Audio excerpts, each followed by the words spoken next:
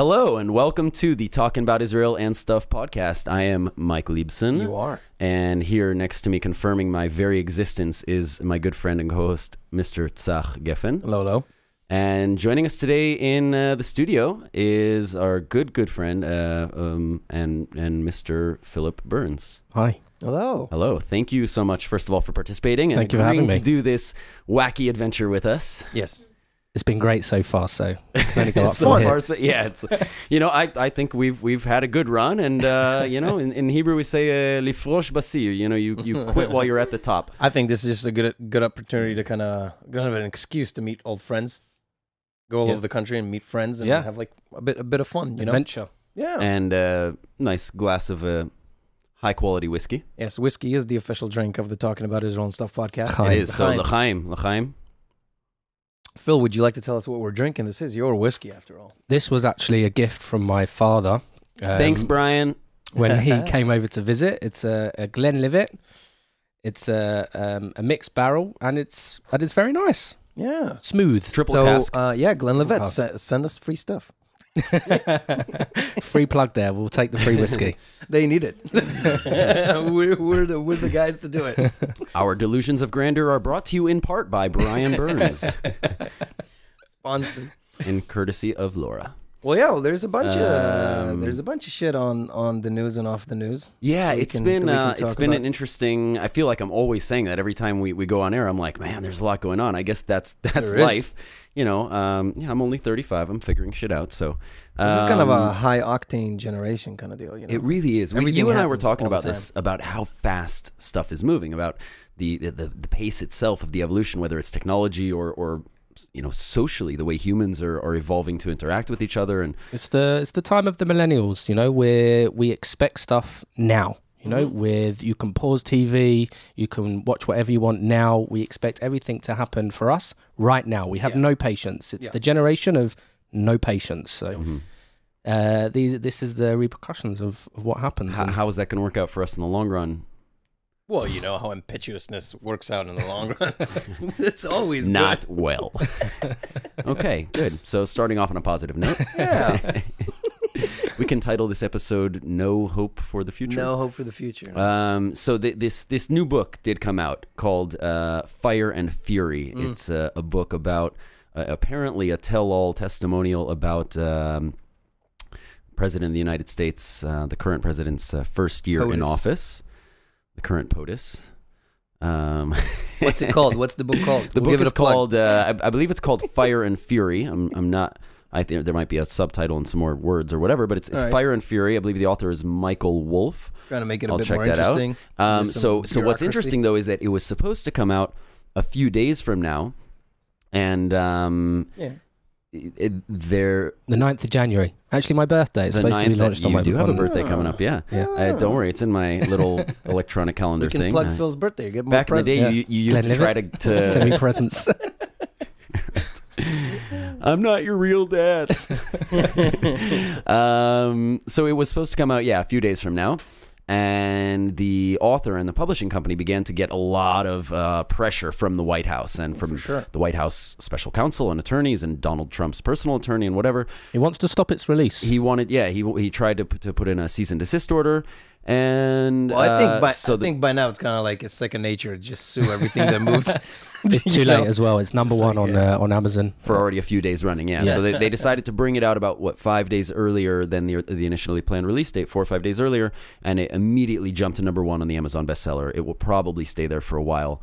Yeah, it's got so much free press. Everybody's talking about this book. It's extremely controversial. So, any press is good press, and I'm sure it's helping with the sales.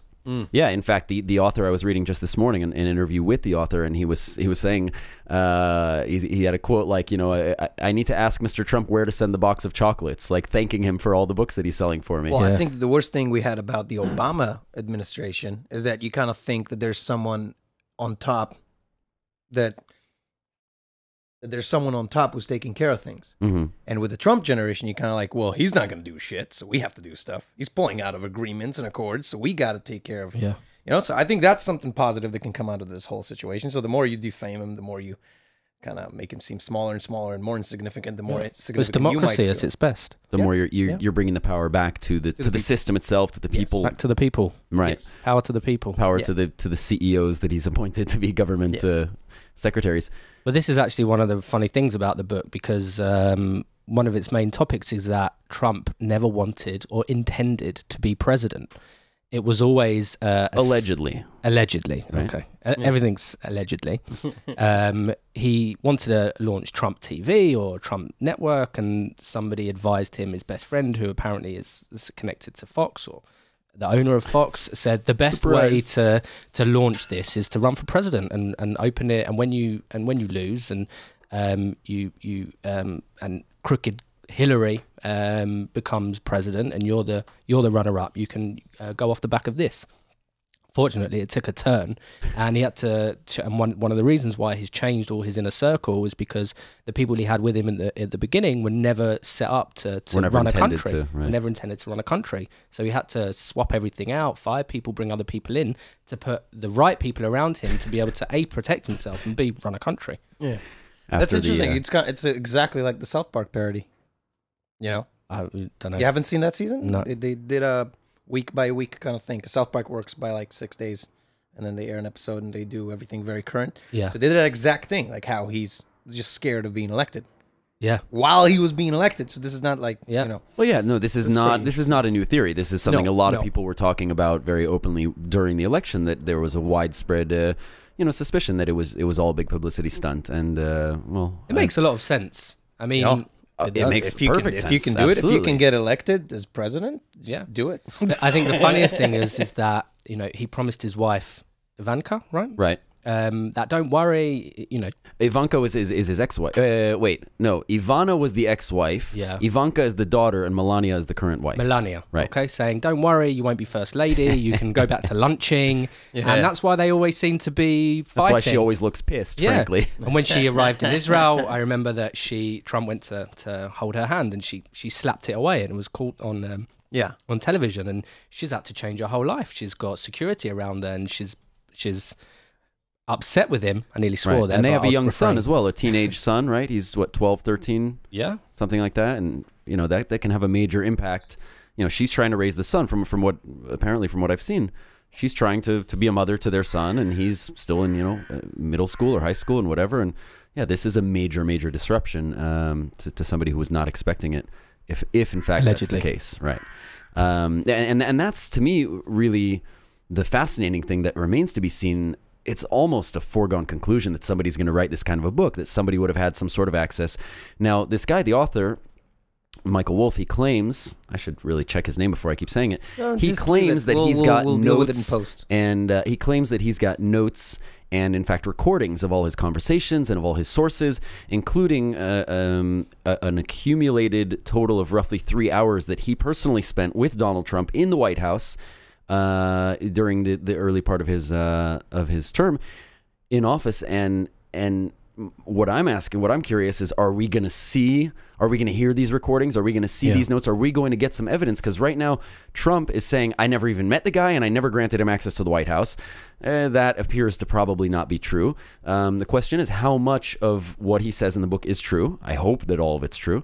And how much is he able to and willing to prove by releasing notes and recordings and stuff like that? There's always, 3 sides to the story. And what I think's most interesting is, well, firstly, he's defending the book, saying that he's got all these recordings, and no matter what Trump says to discredit him, he's 100% comfortable with everything that's written and supports everything. So that's very interesting that he comes out very confident in the content. But what does it say about the American public that this was almost a fake campaign, and it ended up taking a turn to put him in power? What does that say about this society? In my opinion, I think that this is an election that was run on data. So they knew exactly who's voting, where they're voting. They used the already set kind of gerrymandering of districts to fit exactly the voters. They use the electorate system to their advantage. Yep. And, you know, if you think about it, it's kind of like a Michael Bay movie where you kind of do everything cheap and half-assed and to kind of show, it's like a mirror you're holding up to the public. Look how flawed your system is, you know? And I'm saying like a Michael Bay movie because he kind of holds up, you know, he uses reshots. Oh, I thought you were going to say. I thought you were going to say it's because everybody dies in the end.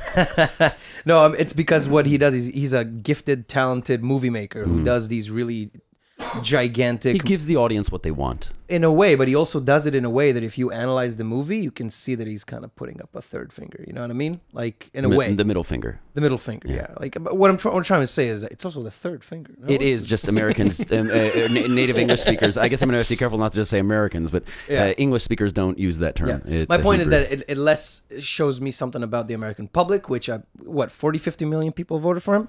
There's about 300. There's about 110 million people voted. Okay. What does that tell you? And people were really riled up. Like, how many people can't vote? You know what I mean? Can't take there's no day off for it. You know? Yeah. You can probably send in an absentee ballot. Yeah, nowadays you can. That's the thing is you can. Anybody can request by law an absentee ballot.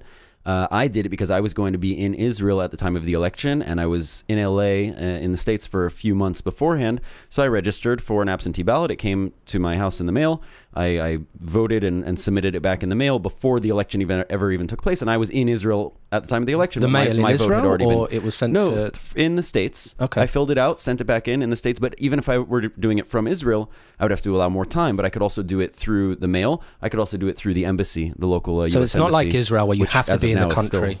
Correct. Correct. Israel, for anyone out there in listenership land that might not be aware, Israelis have to be physically present in Israel at the time on the day of the election in order to vote, with the exception of essential embassy staff and security personnel abroad that are allowed under special arrangement to be able to cast their vote that way. But anybody, Israeli citizens living abroad or on extended vacations abroad or anything like that, cannot vote not at their local embassy or no other way. They have to be in Israel. And a big result of this election and this whole process is that people losing their faith in already set up administrations and, you know, all kind of American institutions where and they're calling out for something very similar to anarchy, where they want to break open this and break open that and take away this kind of position and that kind of power or that kind of tradition, where what they probably should do is just, you know, a rehaul, just try to understand how politics work today, what's wrong with it, what's been tampered with, and, you know, is now a corrosive element that might need replacement. And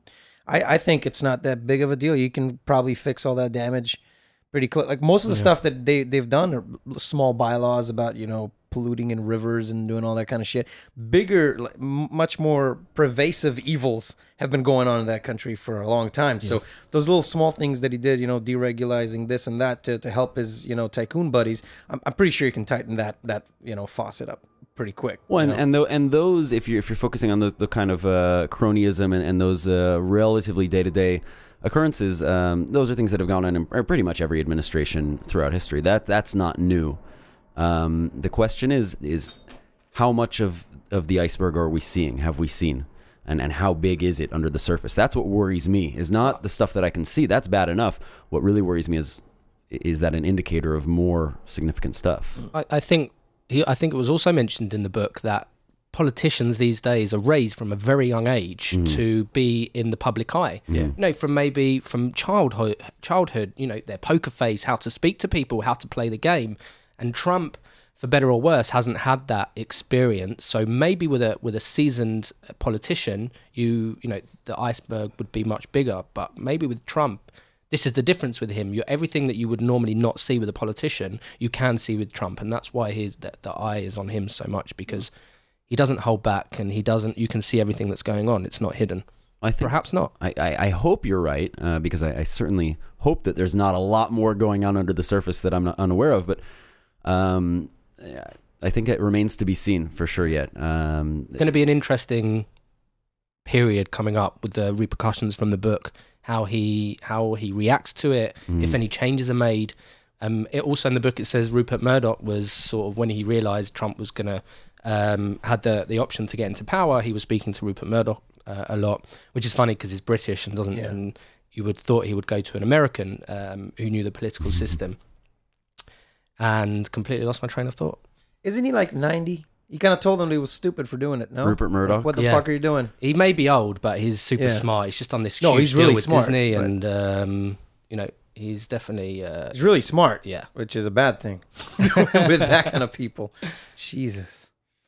But I'm torn. I'm sitting over here. They're looking at me like, "Why are you silent?" I'm debating of whether or not I'd rather have the mega billionaires be really, really smart or really, really stupid, or somewhere in between. I feel like somewhere in between just isn't an option. We don't have that kind of luck as humanity, as a human race. We're just not that lucky. Yeah, no, I don't think we are. But yeah, I agree with you, Phil. I think it's going to be really interesting to see what happens with the book and what the fallout is. What kind of evidence he ends up releasing, whether by choice or or not. Apparently, he has also, the author himself has something of a controversial background. He's been accused of sloppy journalism in the past and things like that. So as I just remembered what I was saying, Rupert Murdoch was saying, as a president, you really only have 6 months to make changes anyway. I think they call it the first 100 days in the first 100 days. First 100 days. It's closer to 3 months. So in the book, it was saying, it's a significant period. Rupert Murdoch was saying, you really, as president, only have 6 months to make any significant changes, because after that, you're just going to be putting out fires and playing the game and fighting for power. So he said, apparently he advised Trump, whatever you do, you've got 6 months to do it, and after that, any real changes and decisions that you want to implement are going to be overlooked, because you're just going to be putting out fires, which is exactly what's happening. This book's come out, and you know, for the next 6 months maybe he's just going to be putting out fires. Right, that's interesting. Yeah, well, we'll have to see where it goes. It's it could be groundbreaking, but you know, on the other hand, some of these things, everything seems groundbreaking in the moment, right? I never thought that someone who's 70 out. years old or so would like to take on so much responsibility. Wouldn't you just like to go and kind of enjoy I think yourself? That's kind of an average age for presidents. I think I think there's something wrong with that. How come we don't trust people who are 50 to do this job? True, but he's also, you know, however you look at him, he's an entrepreneur, and entrepreneurs will generally love the game more than the results. So he'll never stop, you know. He'll never stop trying to push forward. The thrill of the hunt. Yeah, the thrill of the hunt, chase, exactly. Yeah. Yes. I mean, Obama was, I think, one of the youngest presidents, if not necessarily the youngest, but certainly one of them. No, I agree with you, Tzach. It's an interesting thing, but being, you know, some sort of a position like a head of state, it's got to be such a fine balance between experience, which is something that you can only come through time and age, and then on the other hand, kind of vision and progressive thinking that tend to more come with some youth, and so there's got to be that fine line. I look at France right now; they have their, if I'm not mistaken, their youngest ever president, and possibly one of the youngest presidents, I think, in the European Union. Yeah, and Canada as well with what's his name? Trudeau, right? Justin Trudeau and Macron, if I'm pronouncing that correctly, I hope. And it's still a little bit early to see what these guys are going to achieve, but I think that the door is open now that you have a couple of major players on the world stage that are young guys, and they have the opportunity to show the voters, to prove to the populace that younger guys can do it better. And so we'll see if they make good on that opportunity. Just bringing it back to Israel, if I may, I think it's going to be Trump's next decision is going to be crucial to us here, you know, in terms of our daily lives with the crisis that's going on right now in Gaza, and Trump looking to pull funding for refugees, for Gazans in general. Even Netanyahu, apparently behind the scenes, has been trying to urge Trump not to pull back that funding. So I think in terms of the three of us sitting here, our everyday lives, is there a is something going to happen in the future? Is there going to be war because the Gazans, the situation's getting worse and worse and worse? The PA have stopped giving money for electricity there 3 hours a day. There's not even enough drinking water. Right. And now the US, which is gives the most amount of money to refugees or to the Gazans, and if he pulls that money, wow, how worse is it going to get? And then what other options are there for them? And that, you know, it's fine for him over there because he's thousands of miles away, but we're not. We're a few hundred miles away, and rockets hit this area. So his next decision, although it's American politics, is actually in relation to Israel, is going to have a huge effect on our everyday lives. Right? You know, are we going to have to run to bomb shelters? Are we going to have to? Who knows what's going to happen? Probably. In the next couple of months, because it's normally around end of springtime, beginning of summer, that actually things start to Literally heat up. heat up.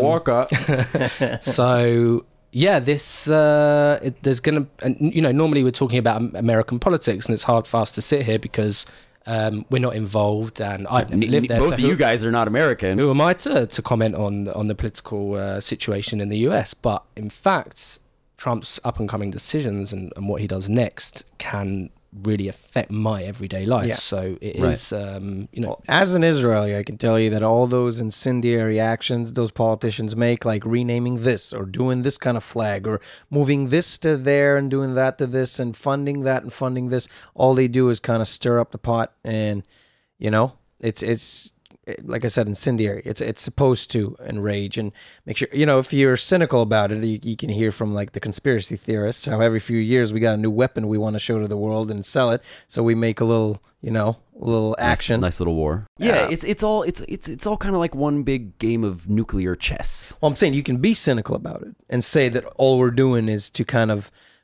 you know, we're using, let's say we're not causing any of this incendiary political action, but we're just using it to show off our new defense systems or new whatever. You can be cynical that way. You can be that kind of conspiratorial in that fashion and claim that that's only done every few years when we have a new weapon to show, which kind of makes sense because the world runs on... Or if there's oil to be had or any other number of reasons. Or you can also look if there's an election year and someone wants to gain more support from the right, you know, or if any one of those things, it never feels like a genuine call for action. It never feels like something that, oh, let's fix something, let's do this or do that. Especially here, the situation is like, you know, throughout the year, a few rockets fall here, a few rockets fall there. And it's like sometimes there's more. Sometimes we have 6 months that there's no rockets at all, and then everyone's like shocked, like what happened to all the rockets?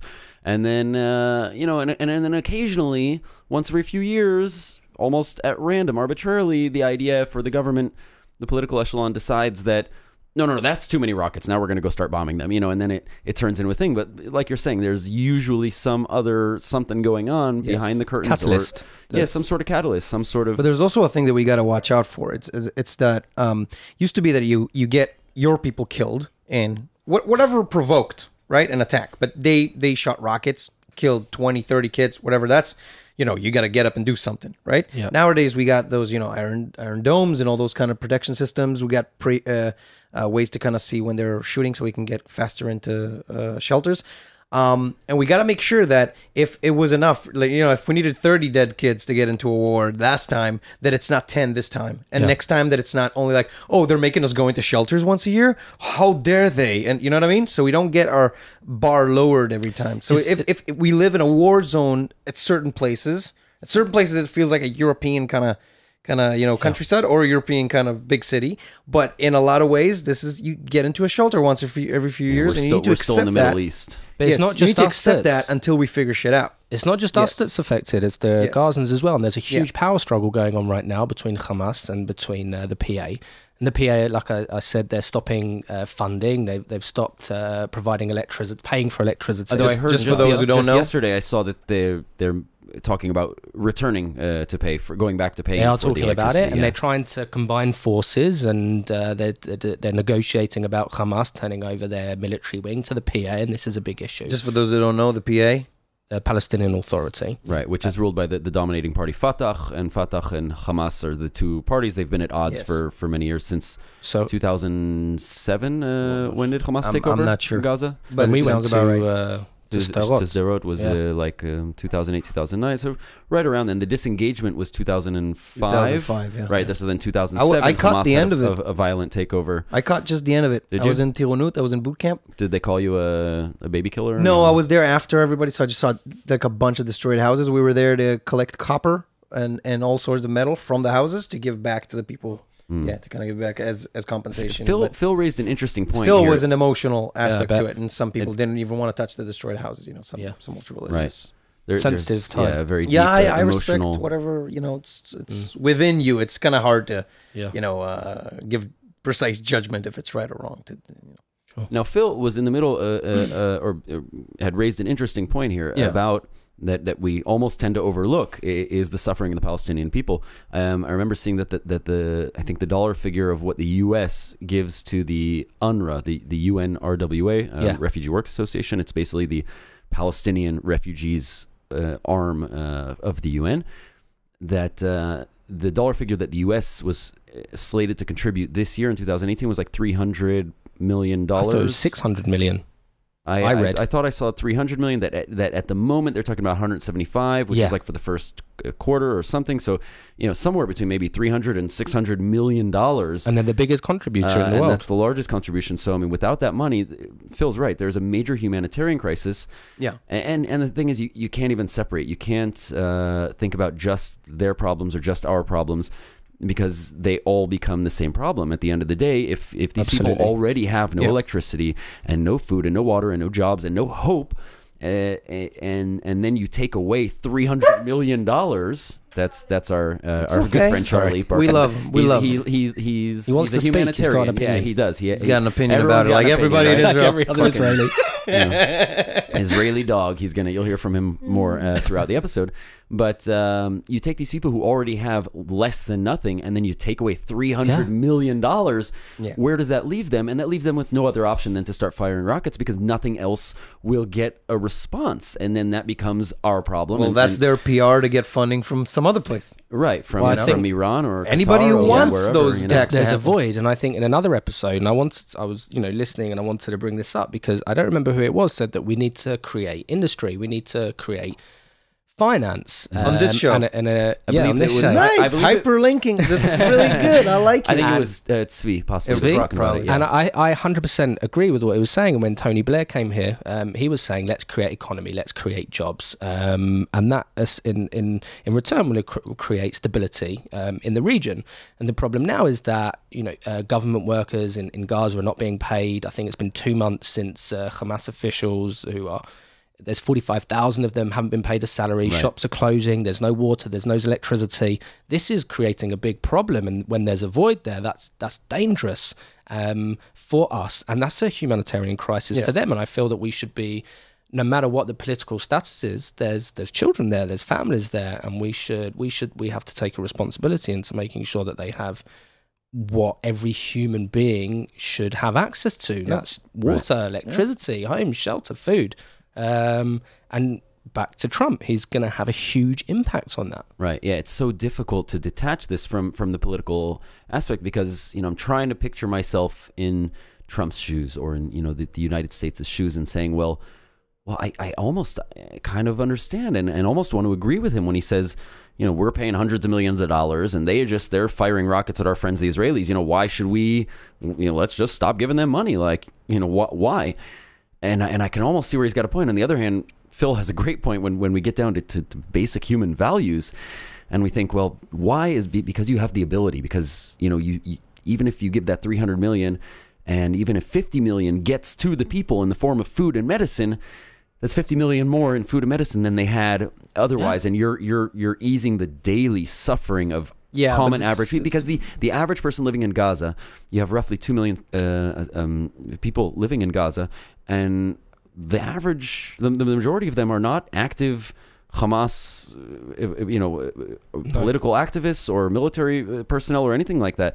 You've got over 1.5 million people living in the Gaza Strip who just want like bread and water, and if you told them they were going to get a hot shower later this year, that would like make their year, and that's really, really sad, and it's not right. It's something that we need to address on the level of basic human values, but on the other hand, it's almost impossible to remove it and detach it from the politics. Well, you're asking a capitalist to solve this. He's going to think of money.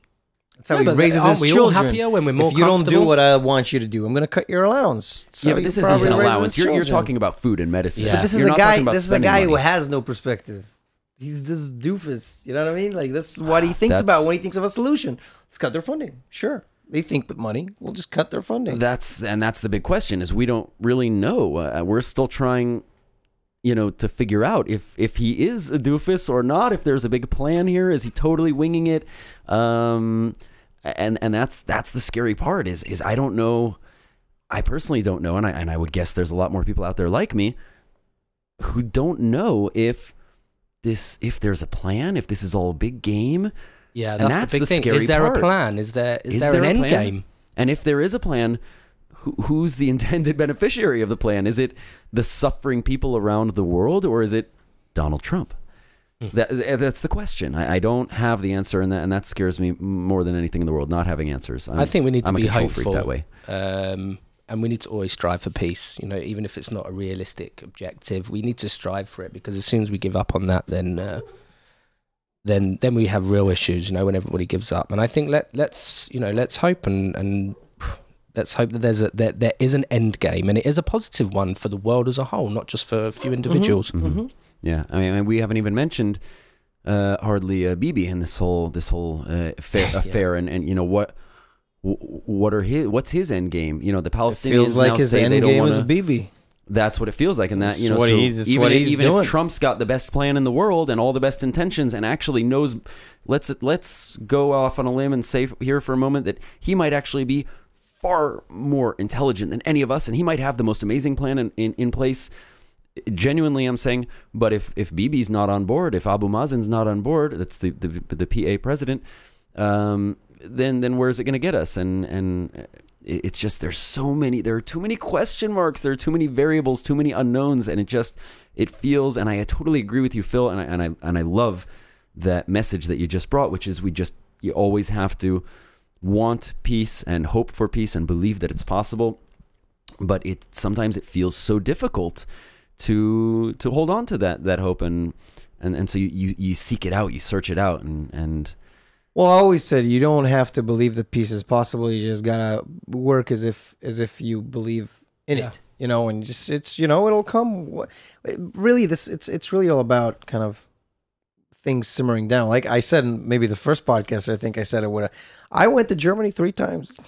You know what those fuckers did just 70 years ago? You know, you want to tell me that what we had here in 48? That's as big as the Holocaust. You know what I mean? Like you can pull parables, but it doesn't matter because the Holocaust was so terrible. If we can get over that, you know what I mean? Like so, but it's about people feeding the fire because it's it's worth it for them. They're like I said, people who benefit from a certain system, they don't want to change it. No. You know? So you got to make sure that the water's changing, that it's not murky. Yeah, I mean, back on different people. Back onto Bibi, I'm not the biggest fan, but I do think he's making the right calls here. He's staying, he's keeping it in the kitchen. Let's say as a term that with any, if he's not agreeing with what Trump's doing, but behind the scenes, he knows that the US have to keep supporting the Gazans. Otherwise, it's going to cause more immediate future, and it's going to create a hole which perhaps even Iran can fill. And there was in the recent news that was saying that there was some spies or something in the West Bank of Iranians, and I think that is on one side we need to keep the status quo and stability in the region, and on the other side we need to keep striving to that ultimate goal, even if it is unachievable. Yeah, right. I totally agree with you, and I hope that we spoke also with Tzvi about leaders, about having a lack of leaders with true vision. We don't have. I actually don't want any. I want the people to wake up. Stop putting your future in other people's hands. Even when we don't need a leader, we need a bunch of bureaucrats who sit there and pass laws. But when you look at videos of Knesset members moving around through those different committees and voting on stuff, they don't even know what they're voting on. They got all these kind of things to do. They give you an hour before the vote, they'll give you like a 500-page summary of some law, and you kind of go like, "Oh yeah, you had time to read that." Yeah. You know what I mean? That was with the tax reform bullshit, about a month or two ago. You need a bunch of bureaucrats who know how to look at fine details and work for the public's well-being and work for stability. And it kind of feels like if all they do is worry about their own jobs, which in a sense is kind of what politics deteriorated into. I think there's got to be a fine balance between them, because I think what you're suggesting is a little bit too utopian even to be necessarily believable or pragmatic. But I'm not saying agree. to delete what we already have. I'm just saying that people need to wake up and take care of shit themselves. Don't wait for other people to fix your problems. I agree with you that and I think the people have in recent years. There's protests now in Iran. There were protests here in Israel, camping on the streets a few years ago. Right. people do, because of social media, they do have much more of a voice, and they're but able we've to. spoken about, you know, you bring up a great example with this, with the social justice protests in Israel that were going on for a few years, started back in like 2011. That recently I've spoken with a lot of my friends about how really nothing much ever came from that, and we got literally Gilad Shalit hundreds back. of thousands. You think we got Gilad Shalit back because of? I think there was a direct response from that. Really? What was Look at the timeline. You think that it was just to kind of appease the people and to just? But Yes, because it doesn't cost him any money, but he was able to do it. it cost us 1,000 convicted terrorists being released. Well, maybe 75% of them were rock throwers and lower level informants. What are you talking about? So that means 250 murderers. No, Jew that doesn't murderers. mean. No, that means collaborators, people who know stuff. There was a few people with blood in their hands, but you know, most of those people were released. We caught them like a month after. What are you talking about? It's just not. We There's catch something to them be said for a for that. reason. We need them as bargaining chips. You know, if we value one of our soldiers as 1,000 of theirs, that just shows you how moral we are or what we think about human life. You know, Shows what I how mean? we value life. We're willing to fight for that guy, you know. And even if it was, you know, if I'm looking at it a bit too cynical of a view, and that's something Bibi did just to kind of appease the people. First of all, I don't even know how someone from the right votes for a guy who released terrorists for any reason, Right. and for a party that gave back land. What's right wing about you? But land's you know, another issue, but people. No, what's right wing about it? As a society, we don't like it. We can't handle it, and that's why there's an issue with female soldiers, because Israeli society as a whole wouldn't be able to handle a female soldier being kidnapped. Yeah, but it's when hard enough for the. But I'm just trying to cut you off. But when I'm saying like take control into your own Yeah. hands, what it also means, if you don't like, let's say 2011, the social justice. So if you don't approve of apartment costs, you know, if you're an apartment holder, lower the cost, or at least be a you know, a reasonable person towards your renters, you know, or people It's you're like, selling it to. the change starts at home. You know, be you the know? change that you want to see. It's like we were talking about. It's so right. It's That so doesn't true, happen though. here. So I was talking to somebody at work, it's a and problem. just this week saying that, you know, it's so hard at the moment in Israel. Jobs are really limited, but you still seem to see a Ferrari driving around. My boss just bought a Ferrari. I saw one actually on the It highway might be your driving boss. down yesterday on It the might way be your boss. from the north down to Tel Aviv. But I also like the point you just raised before I cut you off about the female soldiers and how to integrate them in combat roles, and I'm totally with that. Yeah, me Ladies, too. You want to pick up a gun? just send us like a nice picture. I of think that. that's yeah, for sure. That's actually, I do in a moment. I do want to ask you about your military service, because I think that we have some interesting stuff to talk about there. But before that, I wanted to say about the women in the service. I just read this really interesting article. Actually, recently there have been a few things that there have been now some women pilots that have finished a fighter pilot course, and they're becoming active duty fighter pilots. And now also there was a thing about a week or two ago about the first all-female tank company or battalion. I don't remember the size of the unit. Yeah, about an all-female tank thing. I'll find an article. I'll send it to you, and maybe we'll link some interesting articles if the listeners want to check them out. But more specifically, a couple days ago, I was reading this really fascinating article about the Mossad. The Mossad is Israel's famous spy agency. Now he really wants to get assassinated. This was an article on Ynet. Listen, I'm like not a blender accident, like you blew yourself up with a blender or something. Our 200 listeners are not, 200 today, 2,000 tomorrow. God willing, from your lips to BB's ears. Well, am I wrong? He doesn't control the media. I'll have to look into that. We'll let the guys up in the booth worry about that. Yes. But about women serving in the Mossad as active field agents, you know, James Bond's spies. And Mossad is outside of Israel. So right. sounds the dangerous. Mossad I'm with it. operates largely on foreign soil, and in all kinds of different intelligence, whether it's intelligence gathering and operational activities. The Mossad Gal Gadot type women. has been accused Good of. to it. she's in Mossad. You didn't hear? The Mossad has been accused of assassinations and other activities, which of course they don't admit, just like the CIA and the KGB and the MI5 or 6 and nobody. It was, whatever. Anyway, the point is they were talking about all these female agents. Many of them retired, or some of them, God rest their souls, who passed away, whether in the line of duty or not. and it's a really fascinating kind of revelation about their involvement. For example, when they brought Adolf Eichmann, the famous Nazi war criminal, from Argentina back to Israel, it was in like the 1960s, I believe, right? Late 50s even. We'll forgive you for the and at the last minute, they made an operational decision to send a female agent to be there, and not only to be there, to be one of the more active leading roles in the operation to capture, abduct, and extract Eichmann from Argentina and bring him back to Israel. And some of these former Mossad heads and deputy chiefs were quoted in this article talking about how they used to pace the halls late at night sometimes, worrying about, have I made the right decision about if a female agent, gets captured. And then on the other hand, they were talking about, well, frankly, is it any better if a male agent is captured and raped? Like, is that our concern? Is it a sexual thing, right? That's kind of the obvious thing that jumps to mind, right? A female, they're not only going to torture her, they're going to rape her to boot. Like, well, they could just as easily rape a male agent who's captured, and during his torture. And at the end of the day, they're both human beings who stand to risk and lose everything. And what's really the difference at the end of the day? And the female agents, in fact, have a major advantage in many areas that women have been proved to have especially better organizational snip that happens. Better organizational skills, go into steam rooms, organization and planning, and multitasking capabilities, and a lot of different areas that women really excel far ahead of men, that make them better field agents, and pilots, and pilots, exactly, and I think tank crew operators. I think that those like that. Those areas are a lot easier for integration because they have something to do with personality and intelligence. That's easier for us to accept that a woman is smart and independent than she can carry. Paratrooper.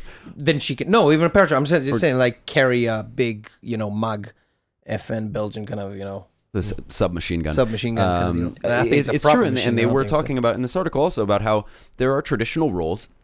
Like in the traditional infantry units and things like that, where you do have to carry, 100 pounds of gear on your back or whatever, and that there are certain roles that physiologically men are more well suited for those roles, and there are other roles that women are more well suited for. There's certain men who can't do that. So of course, if you're a lady, you know how to do that stuff. And there are certain women who can, by all means. And there are mixed units. There's the Kfir Brigade, if I'm not mistaken, that I think is the Karakal. Karakal is a mixed. A mixed female and male infantry brigade, active combat duty infantry brigade that is mixed, and there are female commanders and female instructors, and almost every position in the IDF and apparently as well in the Mossad. And I think maybe great. It's fantastic. Absolutely. That's what I'm saying. It should be that way. I think we're in a positive direction. Well, do you think maybe the thousands on thousands of years of subjugation to men maybe made women mentally stronger? You know what I mean?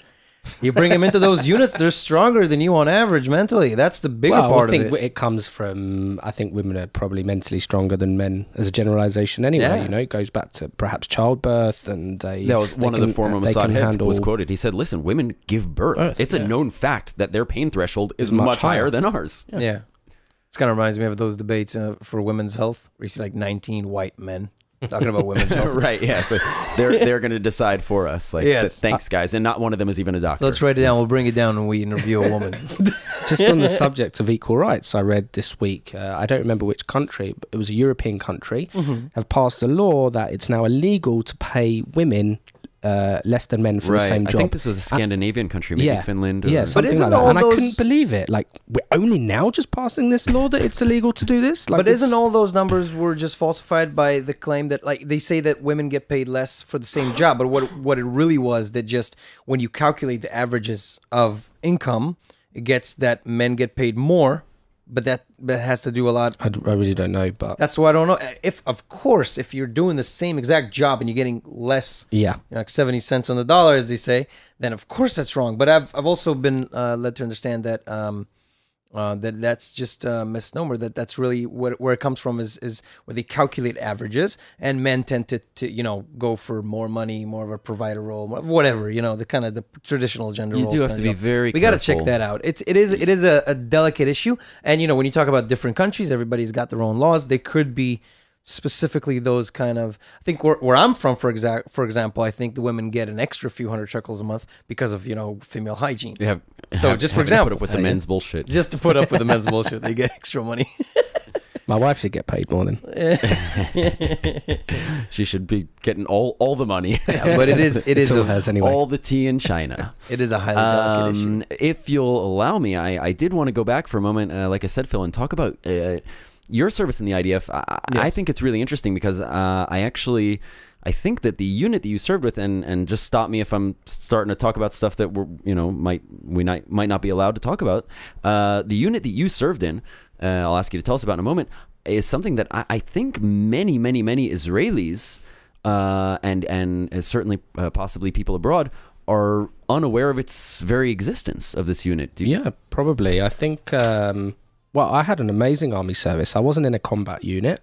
And just to give you a bit of background, I was 22 when I moved to Israel. I was 24 when I went to the army. And because of those ages, I was conscripted to a 6-month service by law, which I was happy to do. Some people volunteer more time, a year and a half if they go to a combat unit. I volunteered another 5 months on top of that. I did a 3-month basic training. And then I was very, very fortunate to be accepted into a fantastic unit. It's called Sarel. Say that again more slowly for our Hebrew impaired. Sarel. Sarel. Yep. Right. And it's basically a foreign volunteers unit.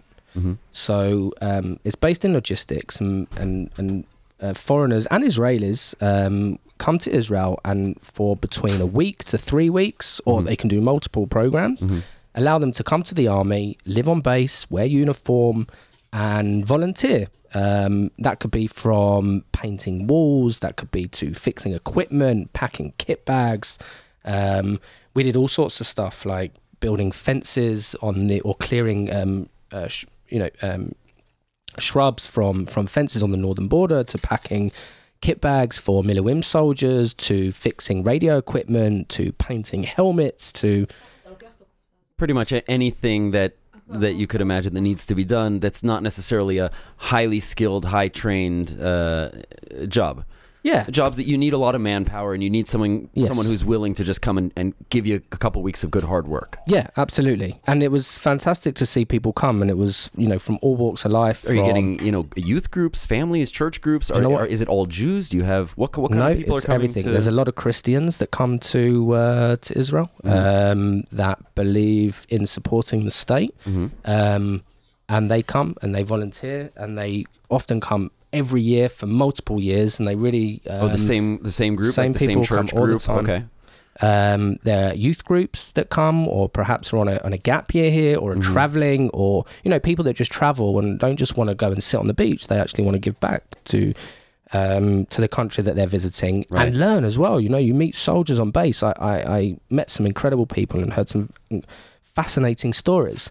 There was one time, it was on Tisha B'Av, which is a fast day in the middle of August, and I was in the middle of the desert, and I got a call from my commander, and he says, right, you need to be on this base in this amount of time. I mean, I'm in the middle of nowhere with there's no public transportation. There's no public transport, and I'm fasting. Anyway, I got an armored vehicle that took me to a base, and I went here and I went there. Anyway, I got to where I was going, and I met a high-ranking officer who was eating a sandwich in front of me whilst I was fasting. He did offer me, and I met 20-something high-ranking officials from a foreign army who were here on training regarding logistics and how to, perhaps I shouldn't say, but and I spoke to them for an hour and a half with my commander of the unit about the morale, of the Israeli army, and the morals as well. There's a little booklet every soldier has to keep in their pocket, and we spoke about it and why people do it, why I came here, why I'm volunteering, and they all spoke fantastic English, and it was a fantastic experience. And I met hundreds of people like that were coming, and that wanted to volunteer their time, and it was a really great service. If I could have done more. I would have. Obviously, I had to pay rent and survive, and there's not a real. How dare you? We'd all love to quit our jobs and $200 a month. just volunteer, You can't right? really survive. But it was I was very, very fortunate, lucky to be able to serve in this unit. I had a great time, and I recommend people to do it if they're coming. Yeah, we'll give them a plug. In fact, that actually directly leads me to what I wanted to ask. So it's the Sar-El units in the IDF, which Tzach, maybe help me out. I think that would be like almost like a minister of God. Right, Sar is like a minister, like in the government. Like it's also a biblical term. They were like, so it would be anyway, not important, but. It was really amazing. Is there something you could recommend if they do, if somebody listening wants to get in touch, either because they're going to be in Israel, they want to volunteer, or just be in contact? Just look up like IDF, Sar-El. IDF is the Israel Defense Force, of course. I'm not sure on the website, but perhaps we'll link it. It might be okay. So we'll find a link. I'm going to make a note. We'll find a link. SAREL right. something. Yeah, sure. And it's I would imagine maybe it's a department of the. Of the it's in foreign relations. Not really, it's under logistics. It's under logistics division. Yeah. Okay. But really, anybody can do it. You know, even if you're on a minimal budget, you can come to Israel. You're on base 5 or even 6 days a week. Every week you do a trip somewhere in Israel. It brings me back to a thing where I was talking about that this place could be really cool for just general world travelers. Absolutely. You know? I met a couple of people. Ridiculous experiences. Met a few people because there's a place for you to stay for free at the weekends when you're off base. When you're on base, obviously you get 3 meals a day. You get a roof over your head. Kind of like woofing. Working on organic farms. It is really a fantastic experience, and I know from when I've traveled myself to really understand the place that you're in, the culture, the mentality of the people. Is an experience in itself, and I really highly recommend it. It is a nice little peek. Yeah, I don't think there are too many countries around the world where you can soak up the local culture by volunteering in our military. Yeah, everything here. That's what I love about Israel, right? We were talking to another friend yesterday, and I was just saying how I love how Israel is just a paradox. It's what I love and what I hate about Israel is how everything here is just a paradox, and it's like. Only in Israel are you going to find something like that, come soak up the local culture, enjoy a nice, elegant chef's restaurant, or a visit to, Nazareth, where Jesus, he wasn't born, but, or come volunteer in our military. Who's going to it just, only But that's in Israel. it, the army is such a big part of Israeli society. Why not spend a week of understanding how it works, the people that are there, the experience that every person in Israel, every citizen has to go through at the age of 18. It really is a tunnel into like a really small experience into a much larger picture. Yeah, and a very, very exciting one as well. And it's not just you're not working out hours a day in a factory painting walls. You're actually doing something and helping somebody, contributing exactly. And we used to do lectures every night. We had guest speakers come in. I used to do a couple of activities myself on music, on food. We used to have a fun day. I remember I had a young group once, and we took them to a water park in Tiberias because it was the annual fun day for all the Druzim soldiers in Israel. They took them all there, and the food was incredible. You got to meet people. It was really, really a fantastic experience to see that tiny percentile of people that serve in the army that are not Jewish and see how they feel about stuff and talk to them and experience their background, culture, food, everything they do. It was really a fantastic experience. I can't compare it to anything. And like I said, again, I highly recommend it.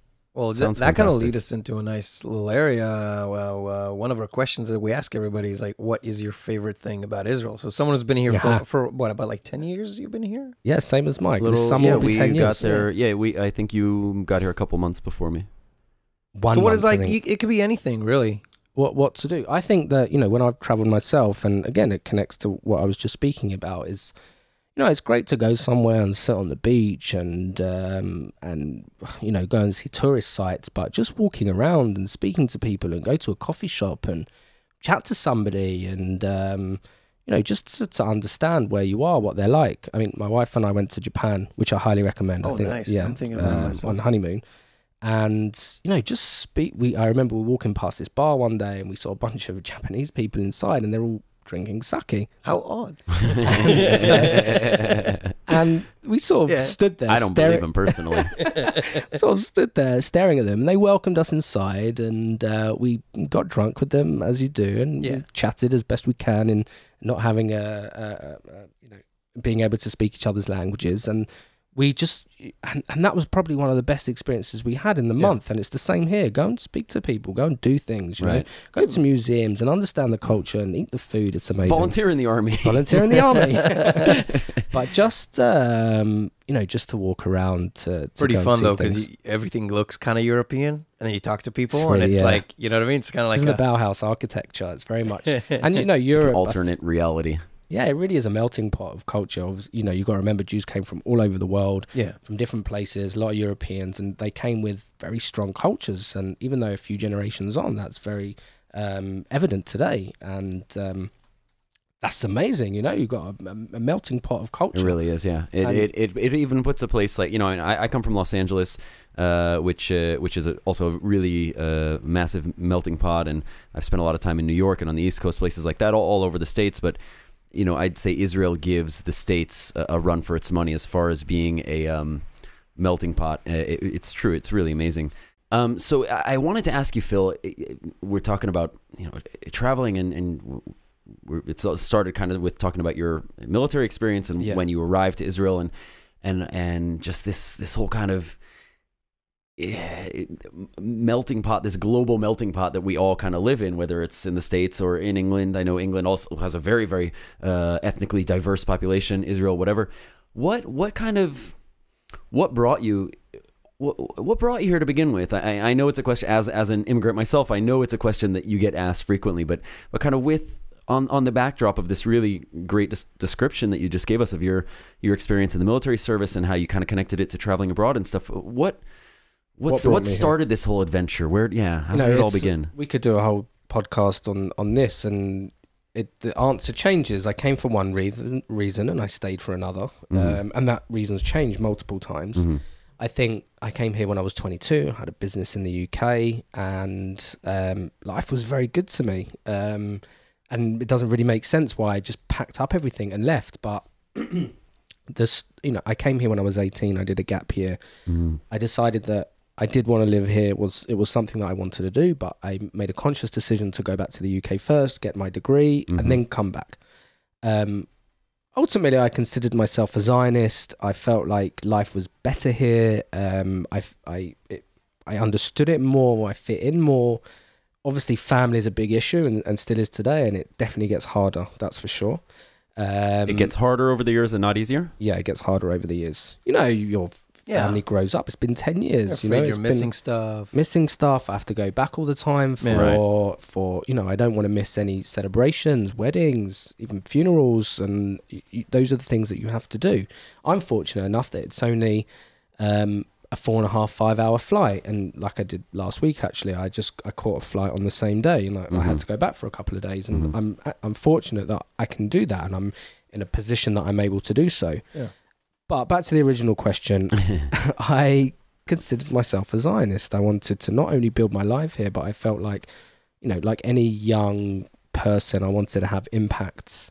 Impacts. A young idealist, I might venture. Yeah, I wanted to have impact on the world. I wanted to make a difference, and I believed that Israel should be a light upon the nations, and that anything that I was able to do, I would be able to do it from here. Now, obviously, it didn't quite work out like that, and you get to a point where you need to survive first and foremost. Right. I still consider myself a Zionist, and it's the best country in the world, and I wouldn't want to live anywhere else long term. I'd want to raise my children here. I've purchased a property here to build my life. Yeah. I'm married. Congratulations! You're actually moving soon. Thank you. A beautiful, smart, well-educated, sensitive. You forgot all those and the rest. I'll do you. Yeah, solid there. But yeah, and I think I stayed here for other reasons. I've been here 10 years. You've built your life. I was going to say a lot of my friends are here, but probably over the 10 years, 80% have returned back to their original countries. Mike, you're probably my first friend. You are my first friend here, and are still here, which is really nice. Going strong. So, and I'm married an Israeli, and her life is here, although she does want to move back to the UK, but for experience, and perhaps we will do that. But I do think it's a fantastic country with all its problems and struggles, I still believe that this is where I want to live. This is where I'm supposed to be. Very nice. One thing that you said in there kind of really caught my ear above the rest, which is that you said that you felt like life was better here, or was easier or better. Well, it's maybe I said that, but neither are true. Yeah. That's why I was curious. Yeah, I was like, well, he had this great. It sounded almost scripted, and then he said this really stupid thing. It's definitely not better. It's definitely not easier. I mean, it's great for everyone listening out there. You should understand that all three of us live here out of choice, and we choose to remain here because we love it and we believe in it. But it's not easy. And as Phil mentioned, you might know off the top of your head. I haven't done much research. I spent most of my week preparing firewood because I got this new really awesome wood stove at my place that this guy he made it for me for a birthday present. It was Tzach here. He actually built it for me. Anyway, so I didn't do research because I was playing with trees. But it sounds like a euphemism. You might know, as California boys tend to do. I was busy. I was polishing my wood out, and you know what? I was doing it out in my front yard too, for God and all of the kibbutznikim to come and see me polishing my wood. And I might add that you even came by at a certain point. You sat drinking a beer watching me polish my wood in my front yard. So before you get all high and mighty. There was a point here. If maybe you know off the top of your head, because you mentioned about how many of your friends who made Aliyah at some point have gone back to their home countries, and I remember that as well. That some of my friends from back in the early days, some folks that you and I were together in the Ulpan with back on the kibbutz, that not only came and made Aliyah and were in the Ulpan and went and served in the paratroopers and went and got a bachelor's degree or a master's degree and then at some point just kind of threw in the towel and went back. What do you think about that whole thing? And do you happen to know off the top of your head any statistics? Is that something you follow? Statistics I really don't. Because I know that there's a high percentage, just like you have in the other direction. You have Israelis who move abroad with the intention of living in LA or New York or England or wherever, and something like, I think the statistic I remember reading was something like 70 or 80% of them end up moving back within 5 years or some relatively short period of time. The simple truth is life is really hard here. I nearly swore again. I had to hold myself. No, you can definitely bleep me. You can fucking no, curse. we don't bleep. Fucking hard here, man. We curse. Yeah, It's really, really hard. I mean, I can go on a list of everything that's difficult. Employment is really hard here. I'm not good with languages. I've been here 10 years and I'm certainly not fluent, and that's a problem. You have very lovely Hebrew. Thanks, you're too kind. It's really hard here just to survive. I mean, it's hard for Israelis to survive here. There's a million things for people to go back, and it's the simple truth is that life is easier outside of Israel. It's easier to find jobs. It's easier to. Specifically, it's more comfortable. We're talking about Western Europe, North America. Not necessarily South Sudan. It's funny you should say that. Not any place outside of Israel, but I'll give you a perfect example. You're probably going to want to ask me about this after, which is a nice link. I will feel free to. My wife's Ethiopian, and in the 80s, there was a huge aliyah, which is bringing Ethiopians over to Israel from Ethiopia, an immigration, And there's a craze right now that Ethiopians are going back to Ethiopia. It's a very small number. They're going back because their life is better there. And I mean, they were farmers. They lived in fields, agriculture. But some of them are going back. They're going back to work there because the standard of quality is the standard of living is higher. And that's a perfect example because, it's tough for Ethiopians here. They're still sort of first or even second generation. They're still becoming educated and becoming integrated in society. But the fact is some of them are going back and as to living, in, forgive me for saying this, of mud huts. And so, for me, I come from a very, very comfortable family. I was very fortunate to come from a very good family. I even had my own business at a very young age, and I was very comfortable. But yet, I come here and chose to struggle. I'm working 3 jobs right now just to survive. I'm working 8 days a week. Figure that out. It's And it's tough, but yet I'm still here and I'm still powering through, and it's still a conscious choice that I make to continue to build my life here. Right. Which might be the best thing about dual citizenship, that no matter what you do, you know that you chose to do it. Yeah, right. It's my choice, nobody else's. You never feel like a slave. You chose to do this. Well, in a way, but what I'm trying to say is, yeah. Okay, yeah, I wanted to ask you. Sure. Yeah, we ask. I find this to be a great question. It really brings up a cool area. Can you describe for us, please, a salient memory and experience you had in your early days in Israel, or it could actually be pretty recent, but as long as it's like something that stuck there, from just. Wow, what a question. Just one of those memories that just jumps out at you. It's actually before I moved to Israel. It was when I was on my gap year when I was 18. Okay. And it really stuck out for me, and as a really crucial moment in life, I think. So when I was 18, I did a gap year. I was here for a year learning, volunteering, and there was a small program for a short period of time where, again, it was like pretend army that you would go, you do a bit of training, a bit of exercise. It was great. Do you want to give the name of that program as well for... Marva. Right. There might be people interested. Yeah, exactly. The same thing as Gadna, but for foreigners. It's still an active. Gdudei Noor. Gdudei Noor, yeah. We won't get into all the translations and linguistic explanations right now, but there are people. Marva is still an ongoing program. That's why I asked you to clarify. Yeah, actually, I have a cousin from Canada who's it's a brilliant program. Recently involved, and it's still a few months long. And so anybody who's interested, it's the Marva means. You were doing Marva. So I was doing Marva, and it was just Marva. Excuse my horrendous British accent. Would you like a cup of Marva tea? It was inevitable that was going to happen at some point. I'll continue swiftly moving on. Week. I had just done a week in the field, okay? Meaning that I hadn't even seen a shower for almost 2 weeks. And I had some relatives here, and they were staying in a hotel. So I was like on my 36 hours off. I checked into the hotel, and I would stay with them. So I arrived to the hotel, midday on a Friday, and I'd been wearing the same underwear for I don't even know how long. And I didn't have a washing machine because it was a nice hotel, and I had to wash my stuff before I went back on the Sunday morning. So I called down to the concierge and I said, I need laundry. And he said, well, it's Shabbat now. We can't do laundry until Sunday morning. And I said, but I'm going back Sunday morning, and I can't have been in the same clothes for 2 weeks and go back for another 2 weeks. It's just not going to happen. So he's like, I'm really sorry. Did you explain to him that you're a soldier? Yeah. Okay. I explained, I'm just come back from field week. I have to do something with my laundry. So he didn't really care. So I started filling up the bath, and I was like, fine, I'm going to have to do my own laundry. Yeah. A few minutes later, then somebody called me back to the room, and it was the bellboy of the hotel. And he said, I understand you have some laundry.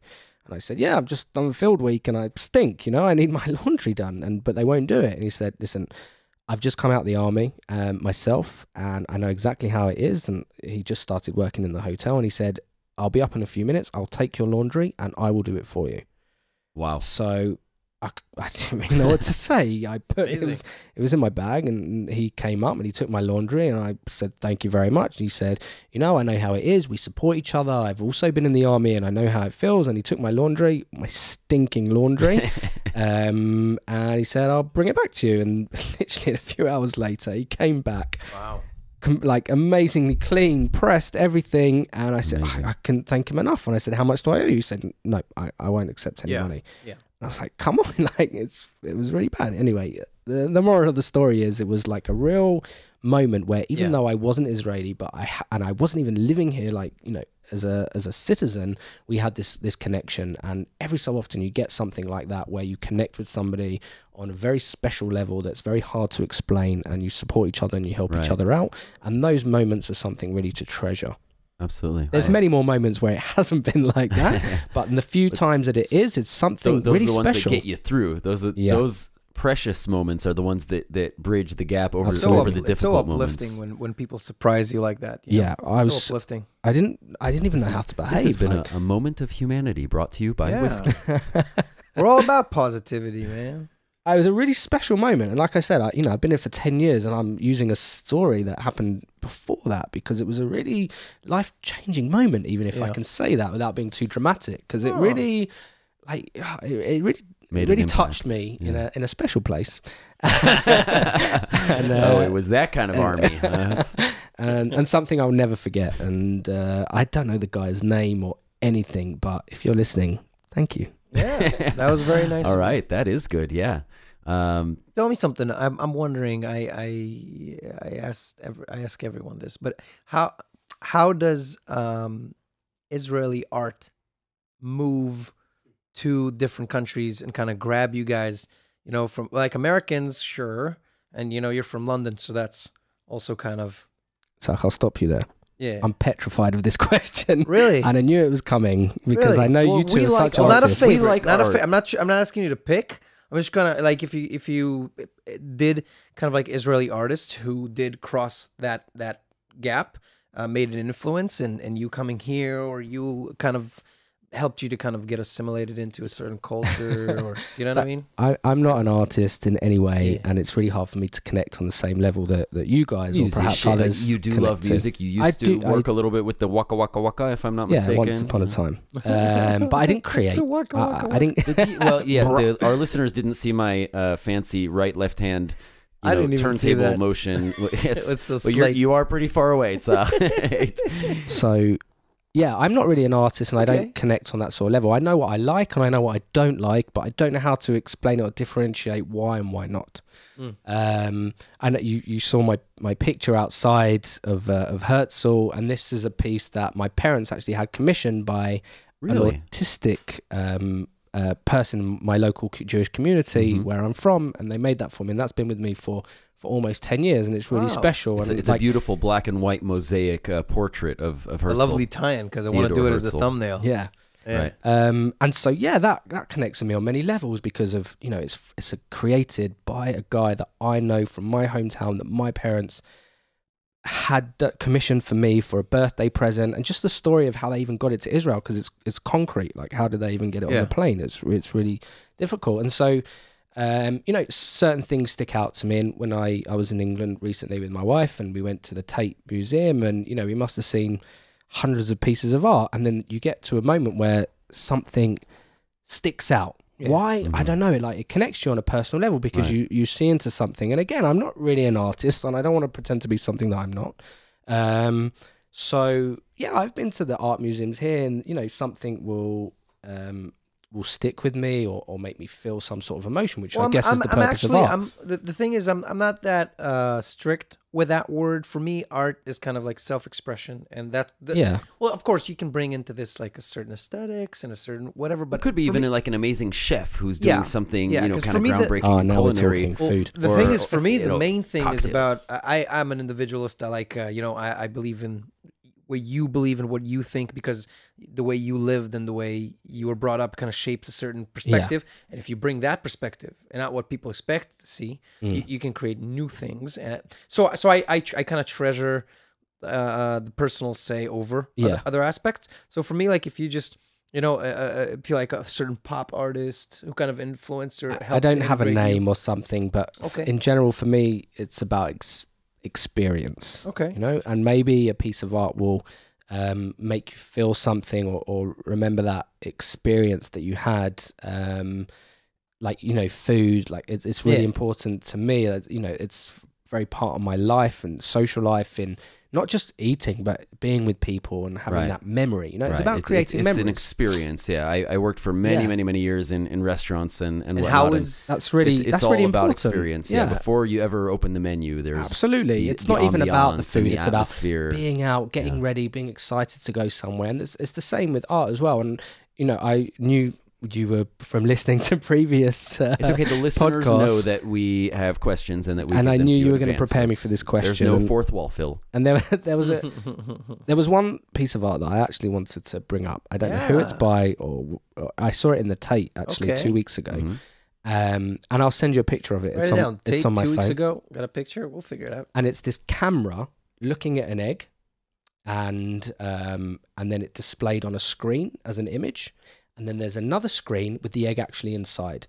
And this really stuck with me because you can either watch things or watch things go by. Like you can watch TV all day, or you can actually experience and see it for yourself. So even though the egg's there, you could see it in two possible places, as a picture on a screen or the actual egg itself within inside the screen. And that really touched me because, like I said, I believe art and life and that sounds like a metaphor for Israel. to be about experience and experiencing new Which things. came first, So the camera or the egg? So age-old question. That's my 10 cents for what it's worth on, Alright. on my Nice. artistic I point give of you view. about 10 cents for it. Yeah, When For it- your but- 10 that's cents. very kind of you. I try to be But, a fair, like, pragmatic from kind a of guy. culinary standpoint, that back home, I'm pretty sure you probably as a teenager or something, you were introduced to, falafel or whatever. You Yeah. probably saw some Middle Eastern food there. Yeah, it's funny because I was, kashrut, or keeping kosher, eating how do you explain Jewish it? dietary laws. Jewish dietary laws is a big thing in the diaspora because it's not about the religious point of view. It's about identity, Connecting to what's yours. connecting to who you are and what you believe in. And a funny story, I used to, from a very young age, I live in a live in a town outside of London, and every Wednesday and Thursday with my friends, we used to go to the same clubs, know the same people, do the same thing for years. And one day I went into a chip shop that you would do after going to a drinking a Yeah. lot. I know all And about it. I always had a necklace that was a Mogen David, a Star of David. And the guy Okay. goes to me, "Why are you wearing that?" And I was like, "Oh no, here we go." And I was like, I'm Jewish. And he's like, "Yeah, I'm Israeli. Here's some free chips." And It could have ended up very differently. yeah, which has never happened like before, especially in that area. It reminded me of when, like, after the flotilla from Turkey and stuff, I was in Manchester. Yeah, you said. And I was ordering some food at a chippy. Yeah. For those who don't know, like a this whatever kind Those of shop are you can French get. fries, my American friends. No, they're not. No. They're They're talking chippy, about a French fries. That's chips. Wait, But I'm the talking chip about shop. Oh, He no, was I in was talking about Manchester. He a was at a chip chippy. shop. A chippy. Chippy. Yeah, chippy. You just Well, go you're in gonna and have to everything's translate kind that of. in English That's what for I'm trying to say. That it's like burgers and sandwiches and like fried stuff, but basically just a cheap place where you can get something to eat. And the news was on, and I wanted to see how they cover it because I'm kind of interested in languages. And I asked the guy to turn it up. That's where we talked about it before, where the news anchor, she was referring to the people on the boat as freedom fighters, and I kind of had this, you said this in a previous. it's kind of this rant where it's like funny. you're supposed to just tell us what's there, we'll decide what's. But my point was then the guy asked me before I left. The guy was like, "You're from Israel?" And I was like a little hesitant because I was there alone. I'm like, He starts looking for exits. He grabbed a pencil off a nearby table, put it in his back pocket. but I'm like, yes, and he goes like. It goes like, thank God, I'm from Kurdistan, man. Fuck those Turks. And that ties into a place where I came back from a bar in North London and went back to my friend's house and went by this Turkish place who gave me free hummus because I was from Israel and he dug Israel. It reminds so me it's of that, all just like that age-old saying, the stuff enemy mixed in. of my enemy is a radical Islamic jihadist. No, but Phil, what you were saying... My point was, because you asked about England, and I think food in the UK, and I come from a family of great cooks. Food outside of the house in England was more about identity, like what you can and what you cannot eat. And that was really important to my upbringing. When you come to Israel, Israelis don't really care. They're Jewish because they live here. They don't need to identify by food. 70-80% of Israeli Jews are don't keep kosher. They're non-observant. Yeah, so it was a big switch in identity for food, where it went from food became a thing of identity and culture, as opposed to a thing of experience and connection. And a lot of things changed, though, from living in England and living in Israel. Things changed dramatically. When I travel, I feel more comfortable reading Israeli newspapers, listening to Israeli music, because you feel like something's been taken away from you and you want to be connected with it. But when you're here, you don't have to keep kosher. You don't have to do all that stuff to feel like a part of Israel. You don't have to be here. You don't have to consciously think about who you are as a person. Yeah, it's this really like kind of classic issue that a lot of immigrants, olim chadashim like ourselves, the new immigrants, older immigrants, that we find ourselves often talking about and thinking about. I just saw this thing recently about it was talking about Jewish life in the diaspora and kind of that difference, exactly like you guys are saying about being Jewish abroad and how in the diaspora you have to find those ways to connect to your Jewish roots. Absolutely. You know, a Beit Knesset, a synagogue, a Jewish temple abroad in Europe or in the U.S. is like a community center, and there's a school and there's a daycare and there's a summer camp and there's evening activities and there are social mixers and it's everything. It's But not it doesn't just have to a be place you go religious. to pray. That's the thing is, you know, my family, I don't remember, frankly, once going to Shabbat services with my family growing up, with my parents and whatever. We did go on the high holidays, we'd go over to temple and whatever, but I was at the temple all the time. I had, you know, Hebrew school in the afternoons a couple times a week. We had our Jewish youth group. We had a, you know, summer day camp. We had all kinds of activities, and it was social, and it was really the glue that holds that Jewish community together. That you really need to. I do want to give a shout out because it ties in, and I believe that this guy, he really does good work. I was just watching this video the other day where a few different people were being interviewed. One of them was a guy named Rabbi David Wolpe. He's from Sinai Temple in Los Angeles. He was apparently, Newsweek stated that he was the #1 most influential rabbi in America. Or, you know, he's been getting a lot of praise and critical acclaim, reasonably, justifiably so. And he was talking about this issue of assimilation. And you know, a lot of Jews nowadays are intermarrying. They're marrying with non-Jews. They're losing their Jewish affiliation in places like the States and Europe. And they were asking him, you know, how big of a deal is it? You know, if my Jewish son marries a non-Jewish, you know, girl, and they raise their kids kind of mixed, you know, Christmas tree, Hanukkah bush, is it that big of a deal? And he said, listen, you have to. I just loved this metaphor that he gave. You said, you have to look at, you know, if you have a big jug of milk, you got a big jug of milk, and then you have one drop of juice. You know, the juice is the juice. You know, you're looking at the numbers. You live in a country in the United States where you got 350 million people. And I don't know the numbers, but some, you know, 250 million of them are Christians, or maybe even more. You know, it's a vast, overwhelming majority of Christians. And you got like a handful, a few million, 3-4 million Jews. It's a drop. If you drop that one drop of, you know, if you drop one drop of milk in the one drop of juice, you got a 50-50. It's going to be even. But if you take that one drop of juice, that tiny number of Jews that you have, that Jewish community, and drop it in this big bucket of milk, it's instantly lost. And that's kind of that danger of the assimilation. I think that's why us as Jews living abroad, we seek out and kind of grab onto and embrace these opportunities, whether it's through our eating habits, dietary habits, or whether it's just kind of the way we have our weddings, or we go to a Jewish summer camp instead of a, you know, hunting and fishing summer camp, or whatever it is.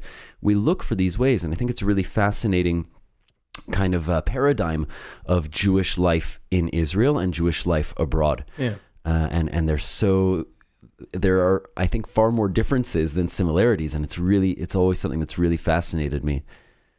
Yeah, absolutely. Yeah, there's certain things that the Jews abroad gravitate towards that Jews in Israel would feel no need to gravitate towards and hold on to. Even it happens when Israelis move to other countries, they come back to these things that keep themselves a community. Like I feel as a, you know, living in Tel Aviv, I don't really need the Beit Knesset. I don't really need the synagogue because I'm surrounded here and I have my community. You're already in Minyan. I'm here, yeah. Right. All the time you're in Minyan. But living outside of Israel, you are pulled towards these places because you crave this this community, and that's why there it's so important. Which, by the way, the Minyan thing in Judaism, where you're talking about bringing 10 people the requirement of having 10 Jewish males present in order to be able to conduct services. Seems to me less of a missionary thing and more of a communal thing. So yeah, it's an important thing to come together, and it's right. You know, even here in Tel Aviv, this you know, totally secular, almost hedonistic atheist place. Every time a rocket siren goes off, you got a minion in your stairwell already. Yeah. You know, you could. There's a bar downstairs. Just fire up the Shema Yisrael and you're good. Yeah, you're good. You got the extra protect. You got Iron Dome and, you know, the Shema. There's a bar downstairs that we always go to, my wife and I, and we have a connection with the owners of the bar because a few years ago when there were rockets coming over, my wife ran into the bar early one morning to not to have a drink, but to escape the rockets. And there was this... You can also have a drink to escape. You know, now, is it her fault if she was taking cover from the vicious rocket attacks and they, you know, thrust upon her this alcoholic beverage? Is that her fault. So we love that bar and we go there all the time. We have a connection with the owners and the staff there. Okay, we're there quite a lot, but they also have non-alcoholic items on the menu. We should state it. How harsh was that experience for you as someone who wasn't born here? Well, let him finish the story. I'll come back to the. No, I'm just saying that there's a sense of community in Tel Aviv, even when people think there is not. How was that experience for me? We're talking about 2014, the Operation Protective Edge, or Tzuk Eitan, it was called in Hebrew. It's sad. Military operation. It's sad to say, really, that I felt like I was sort of used to it. Well, after what period of time? Not on the first day. Yeah, not on the first time. That was part of my experience, was getting used to it. Do you remember? And you become numb to it, and then you become aware of the fact that you become numb, and then that freaks you out. You're like, wait a minute, how am I numb to fucking somebody firing rockets into my metropolitan city? But you're saying you're sad about that, but I'm happy to hear, because when you're numb, a little bit numb to it, not completely numb, used to it, 100 years it's happening, you're more able to make rational decisions. I mean, I'll tell you the journey of what happened. Several years ago, Mike and I, we went to Sderot, which is a town, or the biggest city, I believe, next to Gaza. And when there was a war going on. Very close to Gaza. It's like 2 miles away. Yeah.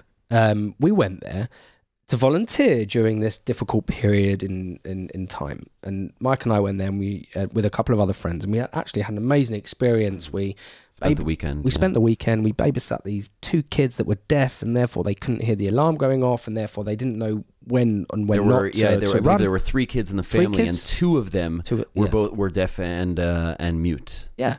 So this was horrible, very sad situation. Wow. Very, very awful. But we were there, and I'll never forget. I mean, it was really my first experience. Mike and I woke up in the morning. We're sleeping. I'm going to say. Yeah, I remember this. Yeah. We woke up from where? Where did we sleep? We slept in a bomb shelter. Okay. Underground. And early in the morning, we woke up, and just outside the bomb shelter was a children's playground.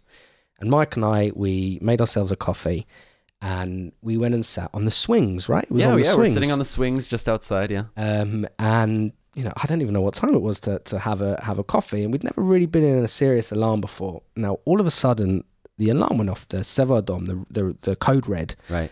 And, but it's not a siren. Here in Sderot, right? You remember that? Yeah. It's not a siren. It's this pleasant woman's voice that says very, very calmly and relaxingly. Almost, she says, Seva Adom, Seva Adom. But you hear it coming from loudspeakers from the tops of buildings. It's still freaky. So my first thought about it was that I sort of froze. Like, it took me a couple of seconds to realize what was going on, and that even though we were 10, 15 meters away from the bomb shelter, we had to fucking run. Yes. Now, Mike, and I hope you don't mind me saying this. No, not at all. I'm not a very athletic person. Let's start by getting that clear. Mike's not the most athletic person. He has some issues with his back. Yeah. He turned into an Olympic hurdlist, right? He jumped up so fast, and he hurdled over the gate, like the fence of the park, so he didn't have to take a detour to the entrance. He hurdled. Well, you've got, in all fairness, with 2 miles from Gaza to Sderot, you've got like 7 seconds to find cover. So and as Mike's hurdling over this fence, I'm thinking, I better move. And so after a few seconds, he's already in the bomb shelter. I sort of get up and run in. And we go down, and I remember counting. It was about 8 to 10 seconds, something like that. And then you heard this boom, but not like the explosion, not like just an explosion. You feel the vibrations going through the ground, and it was quite a shocking experience. Shockwave, shocking. Okay. Dare I? Pardon the pun. 8 years on. Yeah. In the morning, we're sitting here now. I remember, to finish that off, I remember once we got to, I remember taking those stairs down into the shelter, like 4 at a time, just like my feet were barely touching the ground. And then we got inside, and we found our other couple of friends. We saw that all of our party were safe and accounted for. And then I remember Phil looking at me and like breaking into the smile. He goes, "I've never seen you move so fast. I didn't dream it possible." We all just cracked up laughing, and because that's the coping mechanism. Yeah, the laughter is the coping mechanism. Yes. So a few years on, we're sitting in my small apartment now in Tel Aviv, and it's what is it? It's 2-3 centimeters of concrete on the top floor of a building. Should a rocket hit anywhere upon this roof, you're in big trouble. Yes. and I don't get out of bed. I don't even go down the stairs. I just, you know, like, fuck have it. I really got to do this again? Yeah. And I just stay here. Like, if it's, and If God chooses me. Mum, Right, if I'm gonna die, I'm gonna die in bed. If my mum's listening to this, of course I go down to the bomb shelter that's actually like 100 meters away. First of all, if your mom is listening to this, thank you for listening, Mrs. Burns. Yeah, we need all the help we can get. But in truth, and I hope she doesn't listen to this bit, I just don't care. I stay in bed. I'll just go on with my normal day. The dog is Charlie. You want to say something? No. He had a few issues after the alarm because we're right next to where the speaker is, and he's a problematic dog anyway. But we had some more problems. Well, he's a native Israeli dog.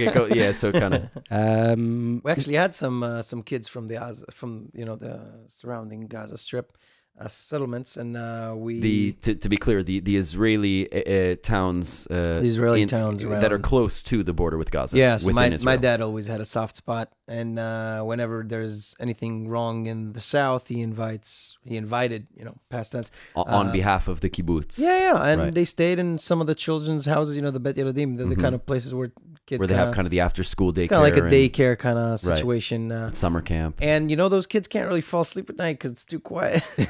Yeah, quiet. It's true. There is pretty sad. I worked. I don't remember which year it was, but I was again very fortunate to be asked to run a program that was sponsored by a charitable trust to bring kids over from Israel, from Sderot and the surrounding areas to the UK to participate in Jewish youth camps. The good sort of camps. I like it. That's a good one. You see, Mikey, I'm not a pun man. It was 2009 because it was swine flu, so we used to call it Swine 09. And thank God for we'd bring these over to these Zionist Jewish fun youth camps. Yes. As a holiday, as a break from being in the area, and I got to meet the mayor of Sderot, and I got to meet community leaders down there, parents and kids, and really get an understanding of their experience of being down there. And I think this was off the back of actually our trip, because I wrote an article, blah blah blah. Right, which I think it was early 2009 is when we were there, just after Cast Lead was it called, right? Operation Cast Lead. Yeah, that was kind of a cynical name. So it was right. Well, it was around Hanukkah. There was a Hanukkah connection, but they're always looking for those. No, but also all the names they're usually taken from biblical sources. It gives them, I think, it gives the political echelon that decides on these military operations this kind of justification. It's almost like a an additional FU, like. We've been kicking your ass since the Bible. We're going to do it again. Yeah, religious thing, and I can't even imagine what goes on in Palestinian homes when you think about those kind of psychological situations. This is the crazy thing when I went down there, and because I did several trips after that. Mike and I went together, and there's this hill where they take the media, and you can watch fire bombs and whatever. Right, I remember that. Yeah, but you know what? A few years before that, there was no fence, there was no problem. And Palestinians used to come over to Israel, and Israel used to go over to Gaza to go and shop in the markets. And they're friends. They are friends, and they are still friends to this day. And they would call each other, "Hi, are you okay? Like, everything's fine." They'd be like, "Yeah, sure. Like, are you okay?" And they're having this conversation a mile away, yet they can't see each other. Right. And I think it goes back to what we originally said. We are just people on both sides. We want peace, we want stability, we want good fortune, we want health and happiness. When I was a kid, it's like when I was a kid, we used to go. My dad used to work in run the the masgiria, the welding shop, where the metalworking. Yeah, and one of the workers there lived in a village close to us, and my dad used to take us there almost every Shabbat, We take a nice hike there, on foot. And his wife would be like a ridiculous superhero of a waiter kind of dream of within 5 minutes. She's there with like this huge tray of 14 different salads and 7 different fresh baked breads. Anything you can imagine. You know what? I have to say it, and it also it makes me sad even, and I don't want to come off as just a total anti-religionist, but I've heard so many of these positive stories of Jewish Israelis and Arab Israelis or Palestinian Arab Israelis, or however they prefer to be called, having these good positive friendships and relationships even with their entire families and their kids and multi-generational. And I always see that they're not religiously observant people. And I feel like I have to point that out, is that, you can get that the moment you take religion out of it and you just say, yeah, you got these Jewish Israelis and you got these Muslim Israelis and they're friends, because they don't see themselves as Jewish and they don't see themselves as Muslim. They see themselves as Israelis. They work together. They want to spend a nice weekend with their family. We've got this great avocado orchard. Come, we'll go for a walk. You guys have this beautiful little stream. We'll come to you. We'll go for a walk. And they're just people. We were talking about recently. Like, we're not trying to be mushy here. I have no Arab friends. It's because of the situation. Right, we're not, the way it works. I just don't have. There are so many stigmas in place. And we were talking about this to take it also for a moment a step beyond the borders of Israel with Iran. The Iranian people are looking for the same thing. They want to go to work, to have a job, to have an iPhone, to have some nice jeans, to go out on the weekend to a party with their friends. Human beings are human beings. Yeah. And I was thinking about this experience that I had only because you asked me these questions. Like I said, we're moving to a new apartment soon, and part of that process was we had to choose the work surface for the kitchen. Now, my wife and I, it's not always easy to come to a decision, These are what we call first world problems. First world problems. Is it this color? Granite or marble? Not because we're arguing, just because we can't make a decision. And the guy. Well, you are both Jewish. And we went to an Arab town, not far from actually where the new apartment is. And we went to this place, and we went there maybe 4 or 5 times. I took my parents there. We just couldn't decide on what we wanted. And he was a religious. An Arab, a religious man there, and so Muslim. Yeah. And so he wouldn't shake my wife's hand, but he would shake mine. And because we'd been back there, we didn't just go there and say, "Yep, that's the one," and we left. We went about 4 or 5 times. That would be too easy. That would be too easy. We built a relationship with this man, and we were just normal people, like religious or not. No matter which side we lived in, that we laughed together. We were angry with each other together because we couldn't make a decision, and it was a normal relationship. Like, it's really just misunderstanding of history and the religious text itself that causes people to be angry with. Like, if you see these Christians who are unforgiving, do you know what I mean? Whereas Christianity is all about being, forgiving and turning the other cheek. Yes, and all that. Forgiven. Yeah, it's just. You see Jews who are just not compassionate or educated, and you kind of think, well, isn't that a bit antithetical to the whole Jews establishment? kind of seeing themselves as the people of the book and the a light unto the nations and all that. Yeah, absolutely. I mean, I think you've got hypocrites and I'm in a bunch of crazy groups on Facebook, and someone posted this little kind of 1 minute clip of Sufi Muslims doing their kind of mantra kind of thing. By the way, it reminds me of pretty much any kind of religion around the world who kind of sees... Are you talking about where they take like a dance and they put it to a funny soundtrack? Oh, I love those. But no. Well, they were actually just showing... The original clip. They're just showing the original clip. Yeah. And, people... They have this kind of chant and this my point was that they've done that for all religions. Everybody. They've taken funny dancing, putting a great new track, and... They've done it for everyone. We're all the same. Yes. But no. What I'm trying to say... We all cry, we all bleed. What I'm trying to say is that on that group, it's kind of like a really crazy pro-Israel group, which, of course, you should be pro-Israel, but in, just a fucking sane way. Don't tell him what he should be. Hold on. What I'm trying to say is that they showed up... It was pretty mundane. It's just... Okay, some of those religious, mystical kind of... movement, mantras, singing, kind of that's kind of the way to kind of deep trances. Yeah, and you're trying to connect to the supernatural, to the transcendent, and through that, it doesn't look violent. It doesn't look. They're not saying like "Itbah el Yahud" or anything that might sound dodgy, But people in the comments go like, "Oh, fuck those people, kill them all. What is this?" And some girls like, these are Sufi Muslim mystics. They're just sitting in a room and chanting. What do you want from them? They're vegans. They don't believe in violence. What do you want from them? We have against it. They literally, And it's that knee-jerk reaction to fear and anger that you should kind of check in yourself, Yep. Yeah. Just stop yourself from expressing that. Just maybe it's a choice, hate or love. Depends, Yeah. 50-50. Yeah, it's easier to bring it's difficult. Yeah, it sounds simple. I'm like I almost am exasperated at how simple it sounds and how difficult it is. Like the disparity, just like everything else in Israel, is so vast of a dissonance.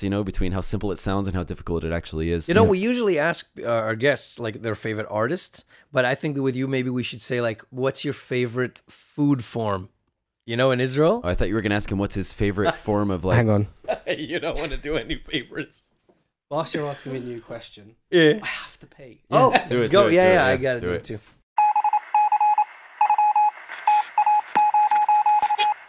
No, I like raw. I like raw, long form, real.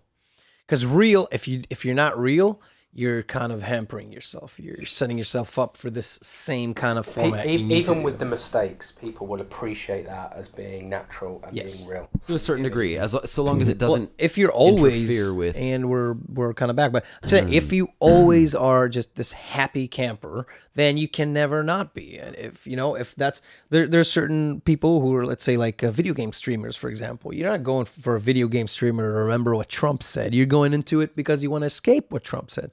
And this kind of thing, I don't want this to be a prison. I don't want this thing to encumber on how I do my art. I want to be able to do a short, then a long kind of piece, and then, with cursing, without cursing. I want to show versatility and just kind of flexibility. Yeah, fortunately, I don't think that.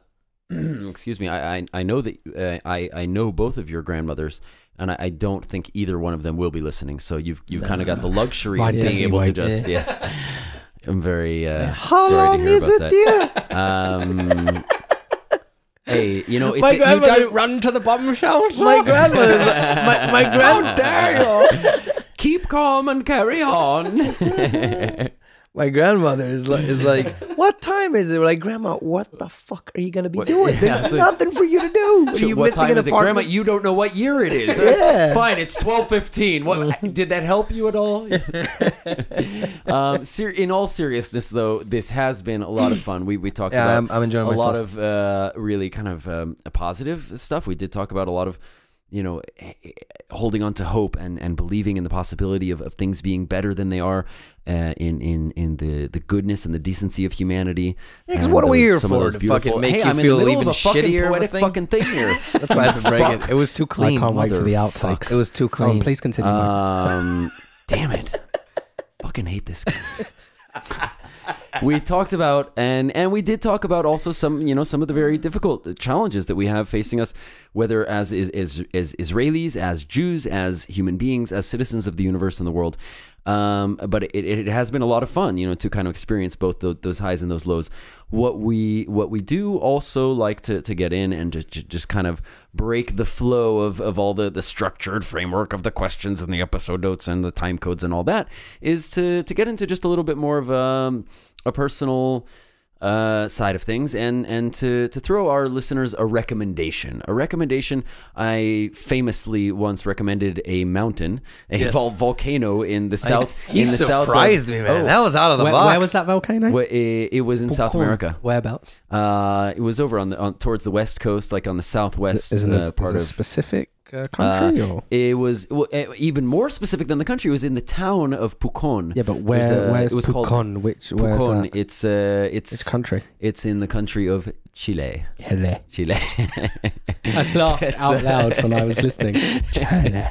That we'll take care of that in post. But Phil has always been fascinated and, dare I say, enthralled or enamored with my. We're still recording, yeah. The way I say Chile. I once spent about 6 months living in Santiago, Chile, as part of a student exchange program. But at any rate, so we do. So the recommendation, Mr. Phil, could be anything from a volcano to a restaurant to. I get the point that you've got my point. I've got your point, and I thought about this question a lot. And I have two answers. I have one more specific and one more general. So I mentioned earlier I took honeymoon. There's an additional charge for that. No problem, I'll take it. It's worth it. All right. Like I said, I went to Japan with my wife on a honeymoon, and Japan is, especially for Israelis but anybody, is a fantastic country to go to. They take so much pride and in what they're doing. I really want to go there. They follow the rules. They do trip. anything they do with all their heart. They do with all their, even if they hate it, you would never know, because they give it their all. And I think that was something really, a lesson that I really took from that country as a whole. Like, the Japanese people are, well, incredible. Something really special that I think we could all take a lesson or two from. If I'm hearing you, excuse me, if I'm hearing you correctly, you are recommending Japan. I'm recommending Japan. Yeah. Okay. Yes, As you a- can as a- Visiting, as a specifically, more society. specifically visiting Japan. Visiting Japan. yeah, and Okay, if you enjoy excellent. that, you can go around spring where they got the The cherry Cherry blossoms. cherry blossom or hanami. Yeah. Oh, good knowledge. Hana means flower. Mi is the kind of suffix you add to something you're watching or seeing. So it's You kind would of like love it, I think. Tzach has Flower been watching. studying Japanese recently. Have you? I love their everything. Basically, they're so like think about how weird their manga is, and their manga is ridiculously weird. Yeah. Like, Could you clarify? It's just briefly what is manga? well, manga is basically their version of comic books. It kind of moves a little bit away from superheroes like the American comics. It's more about Briefly. it does have superheroes, but it's my point is that like I'm just using manga as an example of how something can be really weird, but at the same time very very conventional. Yeah. And very suited for an mainstream. industry. So, yeah, very mainstream, but also so weird and Yeah. I remember So, walking yeah, through it's, markets and fascinating, seeing incredible just- stuff. So I so would your imagine first- everything to be fascinating to me. I'll just walk out the hotel and just go, You need to "What go." is this?" All right. So that's your first recommendation Yeah. is visit Japan by all means. But what I not re- cheap, but worthwhile. What I really... You can do it. Like, everybody says Yes. Japan's really I expensive. know I can do it. I If don't you need you to research tell me it- what I can do. Mikey, if you research it, you can find ways to make it cheaper and Yeah. cheaper and not I just was there go, for a you know, month on a budget, and there is ways to do it like in a reasonable amount. And it's not as... You can do it crazy expensive, but you can also do it as a traveller. No, I can't. You can. Well, for example, you're supposed to bring gifts. You know, when you walk around, it's customary to bring gifts. You can bring gifts from here. Yeah. Anything that's Israeli, you can buy in bulk. When I was That's doing- something that world when I was travelers doing do anyways. business- When I was doing business with Japanese, and it took me a long time, and still I only touched the surface of how to do business. Just the process of giving a Yes. business card is a whole process. Yes. That was half the time in the meeting, just Wow. reading the business card, not just taking it, putting it in the pocket, I'll Yes. throw this away later. Right. But what the advice I give to my younger brother, actually, and I think that I wish I'd given and taken advice for myself, is that, again, as millennials, you know, we're in a rush to do everything, but life is short and the world is so exciting and interesting, is to, you know, we're all now in our 30s, I believe. Yes. I've recently celebrated. At the time, I'm getting close. And to 30s the are serious. Opposite side of You know? that 30 coin. feels serious. 30s Feels become serious, but your 20s are not. Your 20s are the time to go and do everything. You know, you have an idea, go and do it. You have a thirst for something, go and try it. Go and travel the world. Go and try many different jobs. Learn many different things.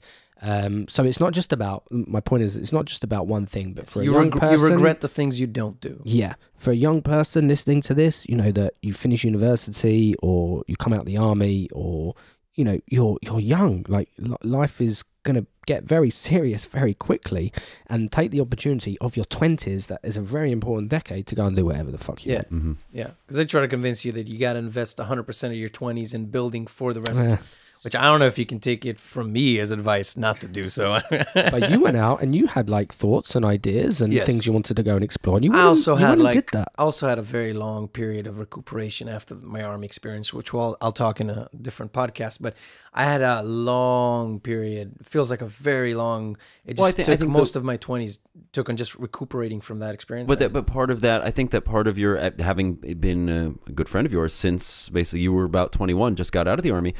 I think what I've seen from the side is that a great part of that recuperation process was also coincidentally taking advantage of that time period. And you've traveled quite a bit. Yeah. You worked at a bunch of different jobs. You know, you tried a lot of different things. You've learned, you know, but when I first met you, you didn't know any musical instruments. No, nothing. And you are now a proficient musician. Well, you're so sweet. And Thank you for saying so. so. It's interesting. No, so you Yes. kind of were downplaying a little bit your personal experience of having taken advantage, and I, as your friend from the side, see that you. Well, I try to that's make the the most journey. of it. I try to make you the may most have been of aware it. of it or not at the time, but you really did. Yeah, it's not where you end up. It's the journey right. that you take. It's Right. the, you know, And it's, they all sound like cliches, but really, if I look back at the things that I wish I was gonna say do better, but then you know you kind of stop at do. So you know it's really just do. Yeah, just just do. do. Just do things. And we're not and plugging go. Nike here. We're not anti Nike. We're not anti Nike. We're not. There's just no affiliation with Yeah, Nike. But yeah. just get out there. Just experience life. Amen. totally reminds me of when I was in high school. I wanted to be the one of the speakers at my high school graduation. There was the valedictorian and whatever, and then a couple of other spots for people who wanted to submit themselves. And I invoked this Volkswagen ad that was very popular at the time. They had this advertising campaign: on the road of life, there are passengers and there are drivers. And then on the screen was like, drivers wanted in big letters, you know, and it was this really motivating thing. And it was kind of cliche and kind of kitschy, but I based my whole speech on that. They did not choose me. They didn't care for my speech, neither the students or whatever. But I've always held on to that. Like, I've always remembered that kind of freeze frame of on the road of life, there are passengers and there are drivers. And like, I want to be a driver. I want to move. I want to do. I want to go. I want to act. I want be a passenger. Just get on the bus and go somewhere. Well, yeah, you can do both. Be a driver, be a passenger. Fuck See, you guys. do all of those.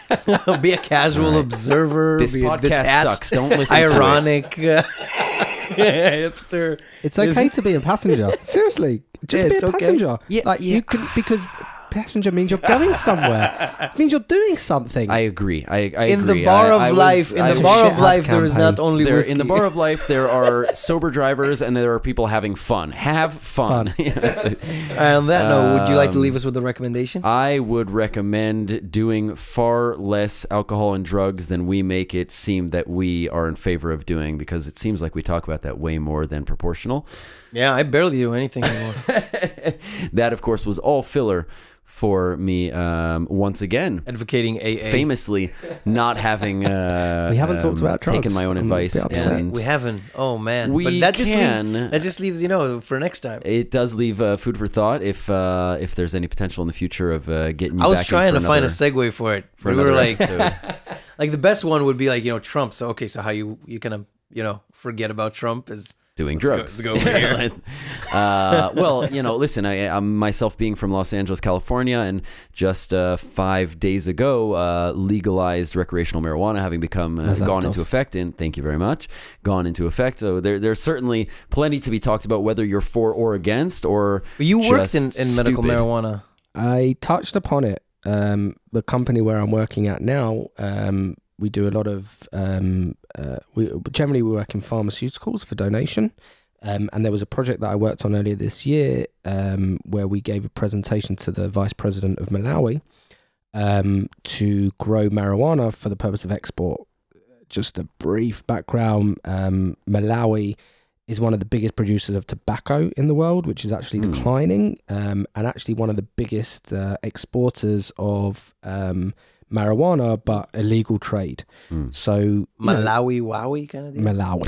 Yeah. So it's again like, do you fight this, or do you either join us, or are you against us, or are you with us? You might be You're run either over. a part of the problem or a part of the solution. Exactly. Yeah. It's Or too just a big. part of You the might be scenery. run over. So they're thinking I don't know if I should be talking about this, but I believe that many countries, including Malawi, are considering growing marijuana for export, as rather fighting it against the illegal trade. And because it's inevitable that I think that it will be legalized, and it should be regulated, taxed. Absolutely. Just like alcohol. Just like alcohol. Any 100%. form of drug should be understood. Absolutely. For example, every sort of drug should be available for research. Yeah. Not for the public consumption, but in for universities research. and Any kind of research form of institutes. 100%. scientific beepity think- boop. yeah. You fucking they should be able to research that. More than that, I dated a Swiss girl once when I was traveling, and she told me about how when you go to a club in Switzerland, or at least went, I don't know if they still have it, but you would see a chemist. And they would kind of check That's what not this you were code getting. for drug dealer. That's No. a guy who actually studied chemistry Yes. at university. Who's there to tell you that your MDMA is actually MDMA. Because the problem with designer drugs is that they're so expensive. The materials are so expensive, and they're so easy to kind of put something that's like that drug. So it's not MDMA, it's MDA or It's, MPA or drain MMA cleaner. or whatever kind of. It just kicks your ass, right? And it's Alcohol, it could be fatal. And That's the problem. so I'm just saying, like, even if you don't approve of ecstasy, it doesn't matter. But because if you just got to make sure that the administration understands what it is, and that as little of it gets to the public that is dirty, because you're ruining young people. I mean, young people lose their lives because their brain stops functioning. I don't want to take touch on hard A-class drugs, but there's certainly marijuana, which seems to be. I'm not calling for general legalization. I'm talking about understanding of substances. Understanding for Stop sure. classifying drugs as hard or easy. Yeah. You can get addicted to coffee and sugar, and it can ruin your life. Sugar's probably worse. Yes. The worst thing that you can take. But yes. And I think it's about democratizing everything. Yes. And the same with drugs, you know, just as we spoke about at the beginning, Pete, the power should go back to the people. Right. It's the same with this. And, you know, if it helps people, great. If it hurts people, then will you tax the people that it helps and you help the people that it doesn't, and you have control of it. But as soon as you know, it's the same with the when they criminalize alcohol in America, right, with the prohibition, in the 1920s and 30s. You know, it didn't really help anybody, and I think Scorsese did a specific parallel to make it seem. Yeah, and I think we'll look back on this on maybe 100 years' time and think, how stupid was that? Yeah, it could help all you're so doing many is people. You're pushing it under. You're not eliminating the phenomenon. You're just pushing it underground and basically removing that money from the system. We talked about this, I think, with Tzvi, how that money, once it goes into the black market, it stays in the black market and very often ends up getting sent abroad for laundering. So it's really and everything just like evaluating your old fears, trying to understand. Is people are afraid of change, and it's Yeah. specifically in terms of cannabis or marijuana with the pharmaceutical companies. They're afraid that is going to affect their current income streams. I mean, take Teva, for example. They're in a really bad place right now because they haven't changed with the times. They had one patent which expired, and now they're in serious trouble. And just in Israel, they've made redundant 3,000 people, which means there is 3,000 people now in Israel looking for a job that really don't exist. So it's people are afraid of change. It's, you know, it stays, you know, keep moving forward or die. You know, it's in terms of companies, and I think it's really important. And Israel's quite good at that, as continuing to innovate and progress. And it's one of the things that, although there's many things, we're constantly trying to push things forward in terms of medicine, in terms of science, in terms of high-tech industry, technology. Right. Yeah. It's one of the great things. Yeah, and these are just untapped wells. I remember seeing a National Geographic video about LSD, and they were studying LSD in the 60s, and when the government made it illegal, the research on that stopped. And one of the things they were researching is how LSD can affect people with cluster headaches, what's called, which ridiculous amount of pain. That's you cannot live with that.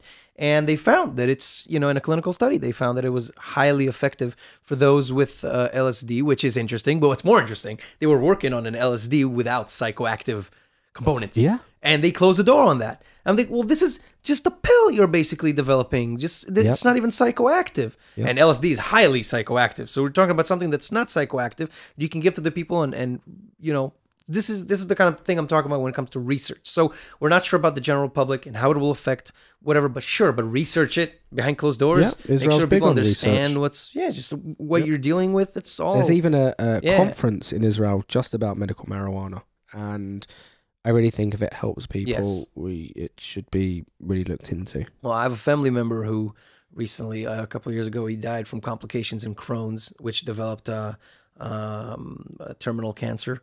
If I'm not getting the details wrong. And his father-in-law, our relative, is a big cancer researcher, and he says, listen, if he would have gotten medical marijuana, he might have still be with us, because those drugs that were supposed to be mainly for managing pain, if he would have gotten this marijuana, maybe he wouldn't have contracted that lethal. Perhaps, you know. Yeah. But I'm just heartbroken over the amount of people who do just contract lethal diseases because they weren't just probably better than anyone else. Maybe perhaps about his inner circle and his doctor, and it shouldn't be for some suit to decide what he can get and what he can't get. I experienced that myself personally with a medication that I take for my two chronic diseases, also Crohn's disease, as well as another chronic pain disease, and a medication that I've been taking for about 8 years now. At the time, I had already been taking it for 4 or 5 years, and every year they had to renew my authorization. And one year, the bureaucrats found a problem with the paperwork and and they wanted another letter from another doctor. And I said, okay, well and good, nice, but you know, I need my medication. Like, listen, this is not like I'm not asking for something new. Until it got to a point where they delayed the reauthorization of my medication for a couple of weeks, and I ended up having to be hospitalized. And I spent 3-4 days in the hospital. I think probably both of you guys came to visit me at that time. I spent 3-4 days in the hospital simply because the bureaucrats didn't reauthorize, because they had to have everything. You know, these bureaucrats are deciding, you know, a medication that I've already been taking for 4 or 5 years, and 3 doctors say I need yesterday, and they're, you know, taking their time and dragging their feet. It's just, when you get this, it's complicated. I was always in pain seeing you deal with the bureaucracy and the medical system in Israel, and you being an articulate, well-spoken in 3 languages, and you still had problems navigating through that just maze they're so of powerful. incompetency They've got and all apathy. the power. And I think that you know, I never am an advocate of throwing the baby with the bathwater. You know, we can always fix things. We can always I'm saying we can always fix things. You know, this is simple. Just don't use the same thing you would use to, you know, kind of backtrack people from, I don't know, cell phone companies and banks or whatever. This is healthcare. Just make sure they get what they need. Yeah. I still have this picture. I was really in the is army. A life and death situation. Just a quick anecdote. When I was in the army, I needed to go to Soroka, to the hospital next to Beersheba, and I had problems with my arm. I got hit pretty bad, and I had to see a doctor and get an x-ray. And I was sitting there with like my hand in my hand, you know, just kind of looking miserable. Next to me was a small, like maybe 7-year-old Bedouin kid with no shoes and dirty feet, holding his arm the same as me, and he's waiting for the same line as me. And I'm thinking, I'm fucking proud of my country, you know, that's beautiful. Yeah. So we need more of that. More of that. We need to just remember these equal. These are people you're dealing with on the other end of the line, and you gotta help them to see their issues through. See the human being first, not the social status and not the color of the skin or anything else. But see the human being and just try to like do we're as trying much to wrap good. up this show, but this is such strong material. So welcome to episode. Let's do another X, one. Y, and Z. Welcome to part 2 of Phil Burns talking about Israel and stuff. We can kind of circle back to my courtesy of whiskey. So you recommend doing less drugs. That was intended to be comical. I should stick probably to. So you mean you should do drugs? Okay, I got you. Okay, next. Out and put it in another no, I actually took the time while you guys were just talking about, you know, the medical bureaucracy. I was taking the time to come up with a recommendation, but I did take the time. Let's go. Yeah. Yes. There's a movie, an Israeli movie. It's called Mivtza Safta. Mivtza Safta. It means Operation Grandma. It's a play on Israeli tendency to use military terms. Everything's operation. There's operation. You know, Operation Grandma, and it's kind of a cult classic. It's a comedy. Kind of deal. It's from 1999. It's only about 50 some odd minutes long. It's a short film. It will be. Some of the humor will be a little bit difficult for non-Israelis to understand, but I think it's a really fascinating window into trying to kind of start to gain an understanding. Yeah, just a well-made piece of art. It's a well-made. It's very intelligent. It's very, very funny. It's a cult classic. It's one of those films that, you know, us and our friends we constantly kind of quote throughout quotes from that film. And so again, that's called Mivtza Safta, Operation Grandma from 1999. Very nice. Israeli comedy, really good stuff. And I highly recommend it for anyone trying to kind of get a glimpse into what's going on. Benny. And we never went back to Kibbutz Asisim again. And to this day, they're wondering where the oranges went. 1 year later, a comedy album came out that I want to recommend because I feel that it's a bit overlooked in the comedy world, but those who know it maybe appreciate it. I just love it. There's a really great stand-up comedian called Doug Stanhope. He's as dirty as they come. He's ridiculous, but he's also prolific as hell. He's been doing comedy for about 30 years, I think, maybe even a bit more. Now he's residing in Bixby. It's a little town in Arizona filled with artists and stuff.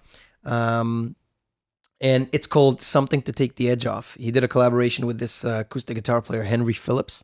And it's like a 50-minute comedy album because it's heavily story driven. It just tells stories, and the guitar on the back kind of helps to keep the pace. And it's just, I think it's a really nice way to do a comedy album.